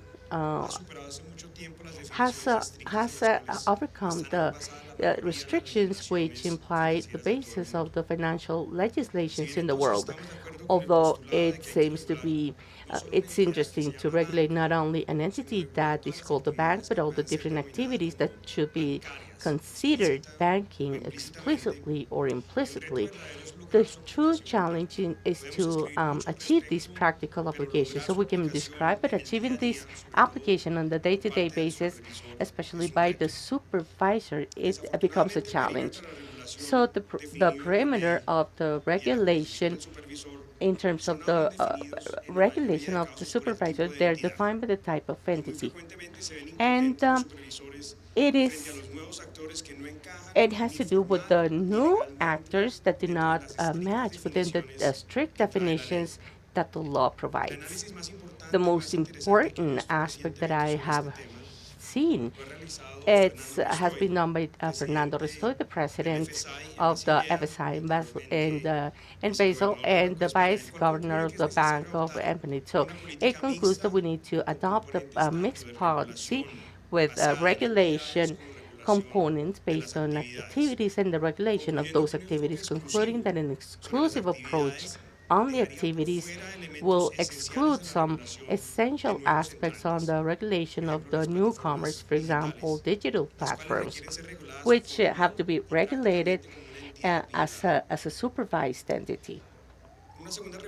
A second reflection is the growth, the quick growth and excessive growth of the non-banking credit agency, and there have been very, very active. We're talking about the private credit, financial funding investments or insurance companies, and others that are not so traditional like the hedge funds, which have engaged into providing credit products in the credit sector taken from the banks. Although these may be a normal development, it is the evidence that the excessive regulation of a sector may lead these activities to move to another sector. Clearly, the economic activities wants to be treated better, or at least not as harsh. And the conclusion in this case is how can we solve this situation, and how can we manage the risks of these type of activities? And so the core aspect is if the central bank or the supervisor has the tools to solve a crisis in the non-banking sector. Let's remember that in 2008, one of the challenges was to rescue the best entities that were non-banking, and the legislation did not allow them to have the tools to do so. Many of them had to be had to become banks in order to do any savage operation. So this is so we have the guideline from the England Bank or the Bank of England, which has included the tools and the facilities to use mechanisms such as the provision of emergency liquidity for non-banking entities. Let's remember that England was panicking a few years ago with a non-banking entity, and they needed this type of tools in the future. The other aspect, how much resiliency has been introduced with all the different reforms made since 2009, and the truth is that the banking sector has entirely transformed in a capital and liquidity perspective. We had some evidence, some episodes that we had discussed. The case of Silicon Valley Bank and the Signature Bank in the U.S. and Credit Suisse in Switzerland. In the case of the U.S., let's remember that these were the second and third banking bankruptcy ever in the U.S. history. So this was not a minor episode, but Emmanuel reminded us that the U.S. authorities had to resort to a tool that is non-traditional, and assuming and extending the deposit security to 70% of the banking deposits. This, given the decision that I don't want to uncover if these were systemic.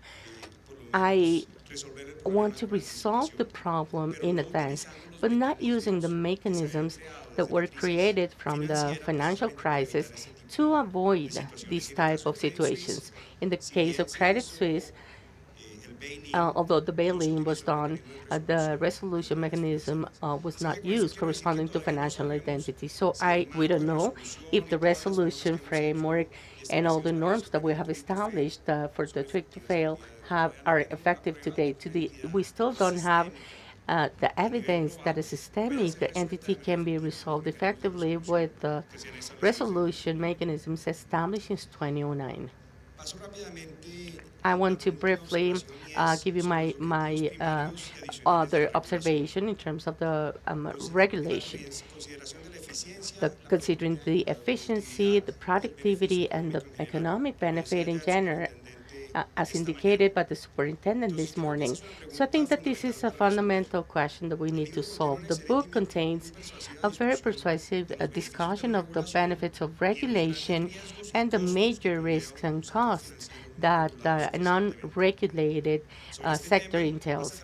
So it is important to mention the analysis of the Basel Committee, which indicates that the global economy never recovered its maximum growth potential after the major crisis of 2007-2009. It is also important to question what are the limits of the efficiency of the regulation, and when is this becoming way too much? The financial regulator will be extremely conservative and will prefer, if wrong, to do it on the most regulated part compared to the less regulated part.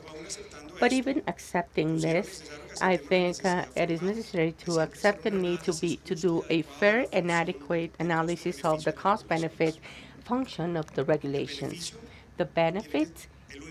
The only benefit of regulation cannot be avoiding financial crisis.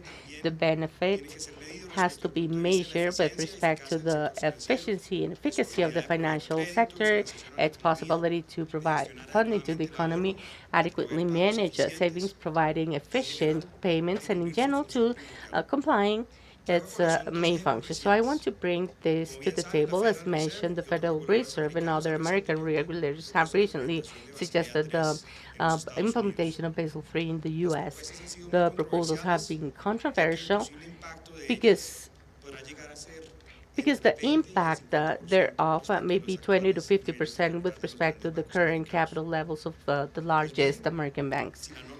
If the norm was proposed without including any impact analysis, and given the extension of the consultation and a new impact analysis had to be conducted. This will have an impact on the courts because a lawsuit may be filed against it. The second example has to do with the financial services in the U.S., which for the first time has indicated that the financial supervisor needs to develop its function not only just to preserve financial stability, but also paying attention to the economic growth and to the competitiveness of the financial sector. It is too early to look at the results, and we need to balance these objectives. But it is important to determine that the regulator of the role is installed in the U.S. by law. And then finally, as the last reflection, I want to talk about the international coordination and the progress in this. This is quite a positive value showing the progress that has been achieved since 2009 with the G20 management. It is perhaps a perspective matter, and we may look at the glass half full of half empty. In my case, I'm concerned about the fragmentation of global markets. Due to the situation in 2009, the different jurisdictions are more than they have established. With respect to the cross-border financial groups' requirements of liquidity and capital to ensure the solvency, which do not depend on the group. The convertible debt, this requirement is the result of the paradigm that Murphy King, former governor of the Bank of England, in the last financial crisis, he defined it as if the banks are living globally, they always die or they go bankrupt locally or nationally. And this, with the local supervisors being affected by the situation, this trend continues expanding. Europe at this time is embarked in a new plan that is called strategic autonomy, where they want to limit their dependence from other countries. And this is acceptable and understandable. But financially speaking, this translates into new services of cloud, which may be used by European banks, which were not provided by cloud companies exclusively based on Europe, and the limitation on data transfer in many jurisdictions. Trends, unfortunately, fed by geopolitical factors, are aimed at increase the fragmentation of markets. The different conflicts in the different countries and the poor experiences of the prior crisis are creating little incentives for a regulator to depend on the decisions of other regulators. With this, I do hope that I have brought to your attention some of the special aspects that the book has provided, and my gratitude for your attention.